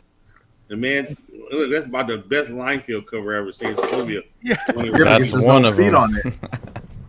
There's no feet on there. That's why. There's like 3, and that's one of This them. is like one of the birthday issues for Miles. Right. So I got that. That's Oh, I picked this up from somebody else. Very nice. What else did we pick up? Roman, did you get any Deathstroke for Uncle Carlito or no? Nah. The book I was thinking of when this book here. This book here, if you get it in high grade, it's very, very expensive. What? Ooh. Nice. Nice. Very nice. So that's really JoJo's gonna hit you up for that. I'm like salivating right now. Yep. Need. right. I tried to catch the Mark Jeweler, and it's not gonna go for that much. The Mark Jeweler in this condition went for almost $400. Wow. Wow. So this was I caught this on a deal, but the high grade one cost you about $400. So Wow. That's there you awesome. go. I was gonna use that for trade baiting. Robert Galvin got a book I want. Sure. You got it. I got Well, the you can man send it thing my number- way, and we could give it to a Frazetta. Wow. Gotta have the man thing. Yes, It's like sir. an Yeah, I got the epic man thing haul. #1, but of course mine is the Mark Jeweler. I found it in the Mark Jeweler. Sheesh. This book I always tell people. I finally grabbed me one. Yes. These Very nice. this first edition, this first transition of Magic the Gathering in the comic book. So Comic books form. Yep. yeah, so I tell Exactly. people to grab one of these. Yes. You never know. I just bought this at the counter. The guy saw when I bought this, Very nice. Yes. and I got this the other day. Finally got me a Scooby-Doo #1. Love it. Sweet. I wanted Scooby Doo #1 because it's the first appearance of Blue Falcon and Dynamite. Got it. That's why I wanted it the most. Very Blue Falcon and Dynamite. and I have watched my stuff. Um, I had to get her. Oh yes, look at that, So Yeah. beautiful I don't even know who the artists are. As soon as I saw them, I just give me. storm cover, gorgeous. I do not even know who the artist is. That I looks like like Sienkiewicz. Is it cabbage? Mhm. It looks that like who it is? Sienkiewicz. Looks like it. yeah, a little bit. Homage to Justice League 137, Superman and Shazam, Nice. Very Supreme nice. and Omni Man. Wow. I got this from my man, Mr. Price. It's a sign. There we go. I like that. It's a sign. The Titans. COA. Very nice. Finally got one for the PC. It's not coming out no more. I had this the third one I've had. I'm a villain guy, but I'm not big on this villain. But I'm gonna keep this one in the PC. But he has it though. Nice. Yeah. There you go, the famous 300. I just sold. And I got all kind of other stuff. We're going to hold the show up forever. Yeah, some other stuff is smaller. No, he doesn't. I'm gonna get this done again. One guy had a bunch of them. So the Tron variants. Interesting. I had the whole set. I don't think I've ever seen those. It's like 8 or 9 of them. Okay. There'll be another one in here. There's Moon Knight. Okay. It's like 8 or 9 of them. And since Vampirella was mentioned in the show,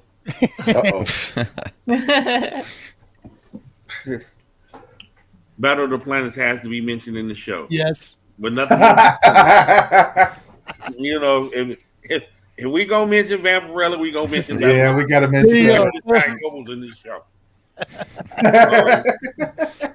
I'm not gonna show no Battle of the Planets.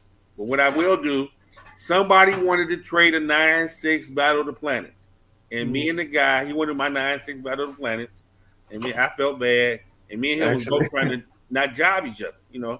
Hey, this is what it's worth. I don't want to do you wrong. He trying not to do me wrong, and he fought with me. So all I wanted was this, and I was gonna give him some money. Yeah. I got me There you another go. Ultimate Fallout, Oh, still in the original poly bag. very nice. Nice. And he just felt like, I was doing it wrong. I said, it's only like $300 book. I got to give you some money. He said, no, take this. The Wow. Ultimatum. That was like $1,000 book a few years ago. Very nice. So I traded these 2 books, got traded for a 9-6. And man, and you'll still be waiting, Big Remo. I got Battle of the Planets for days. You'll still be waiting. And that's what I wanted to show from the last couple of weeks. The highlight. Very nice. I got a ton of X-Men. I bought about 30 something X-Men. But they're put up now, and I'm so proud of my little X-Men box now from 94 up to 143. That was my X-Men read time. Paramount and Burns and all that stuff. So I'm proud of that box there. It's really stocked. Very cool. It's some Very of cool. triples and doubles in there. So, Amy, I gave you a bullseye. My favorite villain. What do you want, Remo? Okay. Martin, or no. That would be my question. That would be my question. Since Go ahead. humanity was brought up so much with Elektra and everything, how about when Frank Miller put so much intensity in Bullseye and taking his intensity and rage into taking Daredevil down or just killing him? What's your thoughts on that? That would be my question. And then for me, yeah. When he did that, that was a big deal at the time. Bullseye killing Elektra. I always thought he would go. That's my thing. Don't kill the person you're trying to. He wouldn't kill the one he was in love with. Yeah. Bullseye did that. That was his plan. Let me kill Elektra. That'll get to him. Yes. No, I think again when I think about those stories, they do read a little bit like Greek tragedies, and of course she's named after a Greek mythological character, Electra. I think that's intentional by Miller. Right. And her death is basically like that, and I think I agree with you that is killing her, and the glee that he gets in doing so. I mean, he was already a psychopath before Miller took over him. I mean, included him in his storyline. Right. But he did something, especially when you see those images of Bullseye doing his exercises, like on the gymnastic poles. You see this strong physicality to him. And the way he would draw him, like when he would be in prison, and he takes a little paper clip in his mouth and he just uses it to kill a guard. Right. Again, there's a criticism about Miller I've heard from people say in the past that he's a terrible artist. Well, not terrible, but they don't say he's very good. I think what they mean that he doesn't draw like Neil Adams. He doesn't draw realistic sort of figures, right? He doesn't draw like Byrne. But I'm thinking, no, I think it's what he does. Yeah, he can't draw like them, but that's not the point. Is he's got a certain feel for the characters, the way he draws them, and a certain intensity to them that in a way that Byrne could probably never do. And starting with including Bullseye and making him and Kingpin, like I mentioned earlier, into a sinister mastermind, Kingpin, and then this psychopath in this character. But the way he would draw sometimes his face, he wouldn't be all smiling. He would have this stern look on him, and you knew he was dangerous. He didn't have to make it hyperbolic. And this was something new. And certainly, yes, the way he kills her, the glee of how he does it, and just watches her crawl away. And then when Daredevil wants his revenge, and he lets him go, and then he's there in the bed, and there's that wonderful scene when they have the gun. Remember that? And it's should I kill you or not kill you? I mean, this was wonderful. Early 80s. Yep. And remember, kids were reading this book. Yes, you had adults, but children were still reading comics and reading this and going, wow, and it wasn't, they weren't talking down to us. And even though, adults were reading the comics as well. And it's something which has been difficult to recapture. I know Brubaker and Bendis did a pretty good job in the 2000s with it. But without that, you wouldn't have, going now, 40 plus years? Without that foundation, you wouldn't have anything else, in my opinion. Yeah, because she was already dead to me because he had took the card and sliced her throat. And then to take her side and to stab her with the side. I was a little kid, like, man, she already dead. I was a kid then. She already dead. Roman, you gotta say spoilers, man. It's the old story, but some people haven't read it yet. I don't know. Oh my goodness.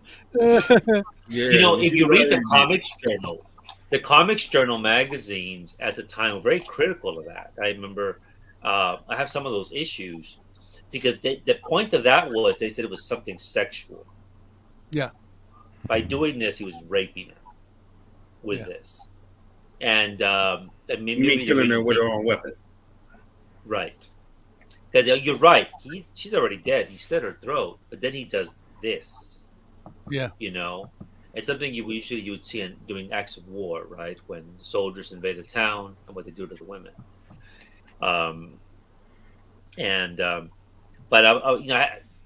That didn't enter my mind at the time, but that was one of the criticisms of it. But it's one of the ironies about that is you have Teen Titans, Legion, X-Men, people punching themselves out, Fantastic Four, all these explosions, beating. Right. The way Miller drew this suddenly says, no, this is violence. How is that different than the Thing pummeling Dr. Doom? Right. Yeah, but that looks cartoony. This looks real. And that's why it's bothersome, because 9-year-olds are reading this book. Right. And you're thinking, wait, no, they're all violent. Right. Is this one done in a certain way that's disturbing? So yeah. That's why that book was transformative for the medium, I think. Frank Miller's run. And Monty, I know you have some stuff you want to show. You came back, I see. You must have took care of it. Yeah, y'all are still going, and I come back, and I was like, wow. Okay. Well, y'all talk so much about Daredevil. I figured we can't show Daredevil without showing this. Wait. Daredevil 1. Is it not showing up? Yeah, it's a little blurry. A little blurry. Yes. Bring it up a little Clear on closer. my end. It's blurry on our end. Send Yeah. it to me and I'll see a bit better. Yeah. Okay, but yeah. That ain't better? No. Put the comic in front of the camera to see if it clears up. And pull it back. There you go. There you go. Hmm. It's where he's sitting. Yep. It's because it's dark. There's no light facing the comic, so it's not lighting you up or the comic. Okay. Then I only picked up one new book this week. I have a complete run of the original, but the Savage Sword of Conan #1 is on the stands. Oh yeah, the new That was one, yeah. good. I picked that one up too. Yeah. That was well done. Yeah. So, and Everybody says it's the read of the week. So. these aren't stuff I picked up. These were misfiled stuff that I'm moving all my comics out here. So that was Amazing Adventures #1 within Humans of Black Widow. Is it still blurry or? You have the glare, maybe. A little bit of the A glare. little bit of the glare. And you just froze, buddy. Dang it. Yeah, he did freeze. There are internet issues. He'll come right back. We'll give him a minute. I got one thing, a comic. Oh, sure. For the first time in a couple years. Yeah, first time. It's a collected edition. It's nothing special. I don't need a Brinks truck to bring it in or nothing like Monty, but Excellent. Thanos wins, Donny Cates, yeah, and I'm gonna read that. And I want to show a couple sweet panels. If I The damn the first The green there we screen. go. The There we go. green screen is interfering. Yeah, it's okay. And then you got the whole Jeffrey Comic Con, like that one. I believe that's Silver Surfer. I'm not 100%. Yeah, Probably. the Silver Surfer Black But or yeah. whatever it is. Yeah, I can't wait to read this. Because, of course, I'm a huge Thanos fan. So, I don't know what happened. we're going to try this again. You ready? Okay. There you go. Go ahead. All right. Well, then we got the Mighty Thor starring in Marvel Spectacular #4, The Living Planet. Is it showing up? Yeah, it's showing up. Then this was misfiled, The Eternals #1. Then Nice, Jack Kirby. John Size Spider-Man Doc Savage #. I'm gonna tell you what. There he goes. There you go. Then Spider-Man #77. Nice. Very nice. And these, I can't remember where these were. Tales to Astonish #80 Wow. with my little Submariner playing in the background. Yep.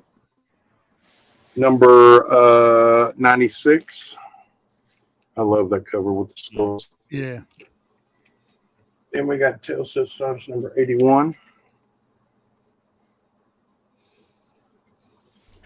Then we got Miss Marvel #2. Found it hiding out somewhere. Wow. That was hiding out in my Hulk box. So was this, and she must have went through the Hulk. Then Avengers #89. There you go. Some Avengers love. Avengers '91. And then I don't know if I showed this last time I was on, but this is Arthur Adams. It's X-Men, all new X-Men #10. It's up there. Arthur Adams. Arthur Adams. Yep. And we got Avengers #83. We got Thor 184. So these are just recataloging? These are the ones I found that were mixed up in other boxes. At one time, stuff up and just got to a point where I just didn't care. 164. And now I'm trying to get them in the right boxes.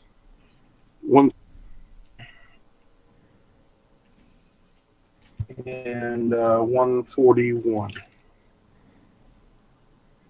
That's just some of the stuff I got on the table. Nice, Monty. Monty, if you find a Hulk 180 that's misplaced, you can send it to me and I'll check it out. Yeah, I got one, but it's not misplaced. It's actually CGC too, which Is it really? Oh boy. I don't Wow. know why I did it, but I did. And it's one short man. box full of the same one. Yeah, probably. Probably. Does anyone know here? In quality order. No, Say does it again, anyone Glenn? know about? I had a question regarding the Hugh Jackman. At my shop, my friend, he sent off to CGC about a year ago. It's going to be Uh-huh. a year now. It's for the Hugh Jackman signature. He sent off Hulk 181. CGC had said they were boy. going to have a signing for Hugh Jackman. And been communicating with him back and forth, and it still hasn't happened. Do anybody here know what's going on there? Well, Have you heard about They this? might have lost Hugh his- Jackman? that's a touchy subject, but They might have lost his book and don't want to replace it. Yeah. Jeez. I hope he insured it Yeah. because that's the when I decide to do my Silver Surfer, my one, I'm going to have it Yes. like way over insured for any of yeah, those issues. that married couple and all this other stuff going There's on a lot too. of that happening lately, Gore, and it's kind of Yeah. sad. Yeah, but I wonder. But you guys haven't heard anything from CGC regarding the Hugh. But you guys remember hearing about that, right? The Hugh Jackman was going There's to. loads Yeah, it of was a questions while online. ago. There's loads of questions online about. I'm just looking about people asking the same question Yeah. as what you are. I never even heard Hugh Jackman was doing signatures. If I it's saw been that over- announcement, but If it's been over a year, I mean, Yeah. dude, if he hadn't signed in over a year, it needs to be sent back. Yeah, I think that's what he's They- going to that- do. that- Yeah. I hope he took That's what it pictures needs to before he sent happen. it in. Yeah. Is it gonna happen? That's the problem. If he didn't Well, take that's not pictures, good because- he may end up with a different book if he didn't get pictures of it. Well, the thing is, I know some I of you know guys. Hugh can Jackman get address. That's the only pictures. other thing you getting his autograph. Yeah. If you guys haven't heard anything back, then it's not good. Then. No. Mm-mm. Yeah. There's this post from the 12th of February, and it says about someone trying to get their books back for other signings and being unable to get the books back yet. Okay. It's not good. So it looks like an awkward situation, but that's probably CGC with a capital letters, isn't it, at the minute? Yeah, this all came from CGC. That's the reason he did it. I was there when the announcement came out, and he was excited about it. He owns Right. a comic shop, and he was Sure. going to send out one. He's got several copies, but he's going to send out one of his copies to have it signed by him and to have it ready for this year's movie, right? So that he can sell it or just keep it. He was going to keep this one. He was going to keep this one. Right. But like you've said, if you guys haven't heard anything, and you guys, some of you guys are, keep up with this, it's a really bad sign, and CGC could be in serious legal trouble yeah. because it came from them. They came from them to have this signature. And It didn't happen, so they have some serious. They're already in hot water. You Yeah. guys already know. That's Yeah, insane. they're already Yeah, on the frying pan. Yeah, This is this is the another tip of the iceberg for what's going to come out. Oh, I see. Yeah. Yeah. Yeah. That's been my paranoia for a long time, is sending books in that are like Mhm. more Mine too. valuable. Yep. Yeah. So I like to keep them raw. Me too. That's I don't why need my- That's for why me, my it- big books haven't been sent in. The big Or ones. just I buy them got. slabbed already. Yeah. Yeah. Yeah. If you Yeah. are Or gonna- that. yeah. Exactly. Well, thank you. No, I'm probably going to see them after the street. I'm going to go see them at the shop. It's a couple. Right. They own the shop on the street, and I'm going to see. Well, I'll just tell what you guys said and see what he's going to do. So, Damien's in the house. It's tough. Yeah. hey, Take a reader's Damien. note. Damien. There he is. I got to meet him in person. That was really cool. I know, I'm so MegaCon. That was, yeah. One of Oh the man, I was supposed to come down for that too, Jeff. I was so sad when I couldn't. make it. Uh huh. You can make it next year, right? Next year, so that it's Next the year 4th might to 9th. actually work better. That might work better. Come on, everybody, come on. come on. Look at Ooh. that. Oh, I have that. Just for That's nice. Damien, he's probably the Nice. biggest Spirit fan that I know. So who's the artist on that? by huge influence on Frank Miller. This is Eisner. That's Will pretty stunning. Eisner. And yeah, Miller acknowledged, I stole a lot of stuff from him when I drew Daredevil. He did, and Yeah. they remained good friends to the end. Speaking I of our that Doctor Who fan, Kyle's in the house. Damien's a huge. Yep. There he Oh, hey is, Kyle, how are you? It's good to There's see you. Kyle. Kyle. Tom Baker forever, right? Yeah.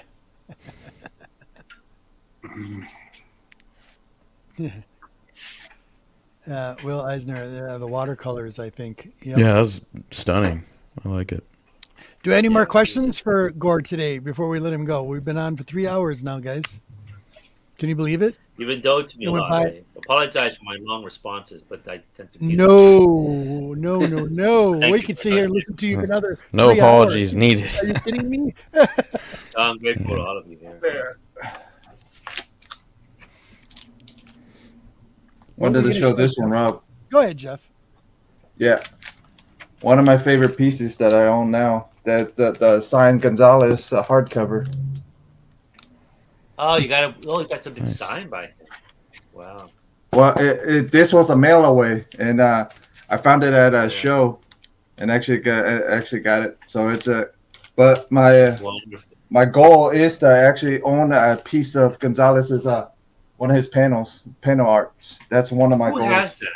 Who has that, Jeff? Who owns most of that? Is that scattered all over the world, or somebody have most of Yeah, it? it's scattered all over. Like I see it on Heritage go for like sometimes it goes for dirt cheap. Sometimes it goes like I saw one of his pieces went for like 300.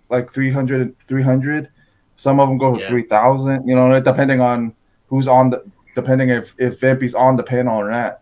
So if Vampirella's on it, it's going to be more expensive. But if she's not on it, but it's from the magazine run, it's pretty decent price sometimes. So that's one of my goals is to actually own one of Gonzalez's pieces.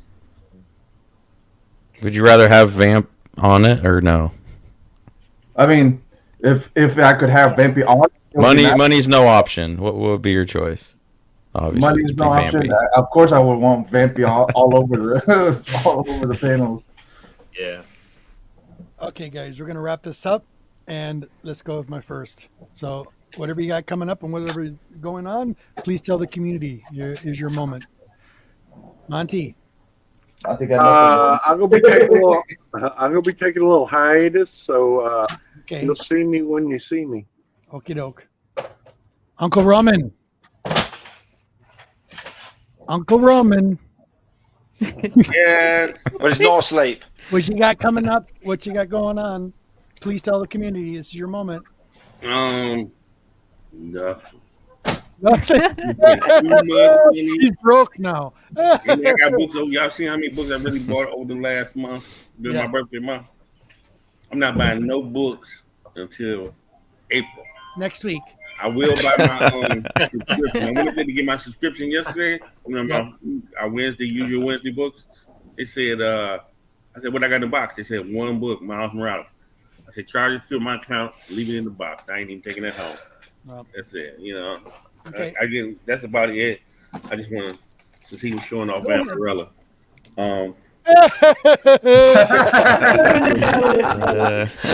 Of course. But other than that, yeah, it's a con in April I want to go to. They got a new con here in Detroit. We'll be in Dearborn. I'm going to that at the end of April. It'll be a wild time in April, and it's just my offset of the Vampirella. We got the offset. All right. Cool. There you go. There's the battle plan. Y'all have a wonderful week. Jeff? Well, I got a couple things I'm working on, but I really want to do one about, talking about if a Vampy movie does come, who do we want to play certain characters. So Monica that's Blue. coming. Yeah. Well, I may have Gore come on. Then I'll talk to Gore and everybody else. But I would want, you know what I mean, to actually all the characters and stuff. But I got a couple other Monica things I'm Bellucci. Monica Bellucci. That's my choice. I got a couple. Yeah, I got a couple other things I'm working on. But some I'm gonna try to get a couple of cosplayers on, a couple of collectors of Vampy on that are bigger collectors than I am. So What? Cool. What? yeah, They exist? yeah. Holy cow. There's one in Canada that has the Mexican editions, that have the Japanese editions of the Warren. So Jeez. yeah, so there is somebody bigger than me. Nice. Yeah. Okay, Jeff. We'll see you next week. Yep. Martin. I've got a comic box waiting. I've found some bargains, a special wraparound that I've been looking for. Now that I've got my Strange Academy ratio that I was looking for, I've been looking for some of my other bits. So I'll talk about that when they come. Hopefully, I don't know whether they're going to be next week. I've got to be realistic because I've got it to come from the USA, and I've heard that the comic I bought 3 or 4 days ago could be next Friday that it gets delivered. So it's long-winded sometimes. So we'll see what I've got. I don't have any of these big, massive grails to show, but I've got other things better. Nice. You got a family to show. That's better than a grail. No. That's at Sir Isaac Newton's house, and that's the famous apple tree. Thank you. That is awesome. And the kids were dropping apples and everything. I just got to find the video. I couldn't find it. Nice. You know when I Very go out, cool, Martin. yeah, like I was the other night. So I have some special things in other ways that I can't. I don't have the comic supplies across here because it's not as popular. But I've got the history. There you go. So I can Love battle you history. back that way. There you go. And to my brother Carlito, it was wonderful having you. Please come back. Yeah, for sure, man. I enjoyed your company so much here today. I was just thankful to be here, to be honest. Hey, weren't you just like awestruck? Oh, man. It's fantastic, wasn't it? Jeez. So please come back. Yeah. I got to plug Yes. Dan and John's Comics with Kids. They're going to do a show talking movies tonight. I'm sure it's going to be like 9 Central maybe, or 8 Central. Yeah, I might show up on that. I'm not sure yet, but Dan invited me, so yeah. So I might Blade Runner come theme, by. I think. Might come by for that. That's really all I got going on, and I'm kind of like Monty. I'm going to be a little incognito here and there. Okay. So Carlito. Carlito. Jojo. Hey. I really want to thank you very much for being here today. It was wonderful having you. Please come back anytime. Yeah, we need to have it was a Jojo blast. on more. Yeah, JoJo needs to be on more for sure. Yeah, finally Sure. getting to talk to all of you is so cool because I know we've all talked in the chats for like years, literally. So yeah. For my channel, I'm gonna be going live tomorrow at 6 Pacific. So Sweet. I'll probably just do, I don't know, like a Flicks and Comics live, just kind of because I've been gone for like 2 weeks on a business trip, so I haven't put out anything as of late. So I kind of just wanted to like fill in all my people on what's going on and stuff. So yeah, it'll be fun just to hang out. Have you seen Dune 2 yet, JoJo? I haven't. Okay. Yeah, like I said, I've been gone. I've been in Arizona for 2 weeks, so I just got back and I can't wait till you do. I want So to I'm hear gonna- what you yeah. I'm have put to you on the watch spot it. again, Jojo. Before I let before I let Gore Vidal go, do you have anything you want to ask him right now while we got him live? Yes. Come on. Okay, we have to do some kind of deal where you watch Fright Night and I'll watch a movie that you make me watch. There you How go. about that? There we Okay. go. That might work. Yeah, that might work. We'll figure it out. There we go. Do that. And That'll work. Gore Vidal, it was wonderful having you today. It was a pleasure. It was an honor.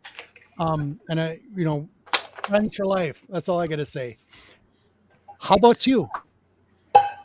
Worst, thank you, Robert, for having me. And You're very welcome. I mean, everything was wonderful here. JoJo and Carlito and everyone else for being here.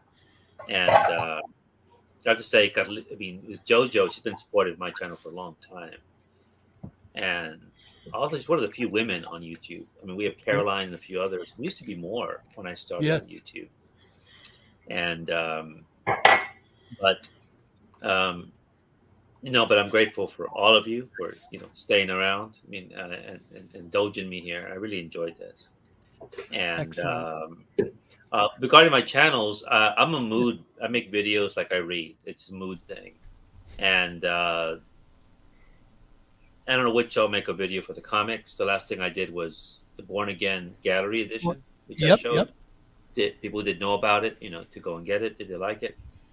And my book channel, I'm not sure what I'm going to make there. But again, it's just discussing books that I like. And that's probably what I'll do. There is a tag going around. 2 different people tagged me. I normally don't do book tags or comic tags, but it has to do books has to do with before you die. Mm-hmm. I mean, books that you want to read before you die, what you read, what's going to happen to your library. I think it's called the Memento Mori one. And I've been thinking about doing that one, so that I might consider that. And if I do, it'll be on Libera Paradiso channel. And the Libera Paradiso is, it's a reference to the movie Cinema Paradiso, but here's about books. So, yeah. But otherwise, that'll be it. And otherwise, read your comics, enjoy your comics, and, stories, I love it. Oh, my God, we got to send him some gloves. So,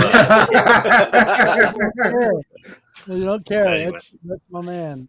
Remember Richard Gere had this rolled up. Yes, yes. I was just gonna say one of my favorite movies. That scene in the comic book store, and he's Monty just having hey, somebody called 911. Monty's falling out. Having a seizure. Oh my goodness. It'll be all right, Monty. It'll be all Monty, where's your EpiPen, Monty? Come on. Deep breaths, Monty. Deep breaths. But that whole scene with the kid saying, "Well, what's so great about the legend or the Silver Surfer?" I love that. That was. Oh yeah, that was good. Excellent. Okay, stick around, guys. Don't go anywhere right away when I leave here. All right. So thank you, everyone. Well, thank you very much. I enjoyed this. Absolutely. What is this? Okay.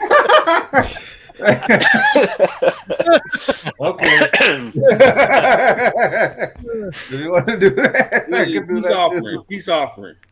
I'm gonna get somebody to draw Thunder the Barbarian on this. That's why I bought one. Nice. Peace offering. They don't like that. They don't like that run anyway. So yeah, that's cool. Okay. And to you, community, please check out the links down below. It's all Gore, and we also have John Comics with Kids down there. Please go check that out. It's wonderful stuff. You don't know what you're missing, so please go check it out. All you guys on the panel today were fantastic, as always. Gore, I just want to say thank you again. I'm going to say it again and again. This was a wonderful show. I had a lot of fun. Hope you guys did too. And with that said, what else? Make sure you come check us out next week. We'll have another guest on as well. And what are you doing, Martin? I'm distracted by you. Another hat. I love it. So, Man with hat. say bye, everybody. Goodbye. Bye, everybody. Bye. Adios, everyone. Thank you to the chat. Thank you so much.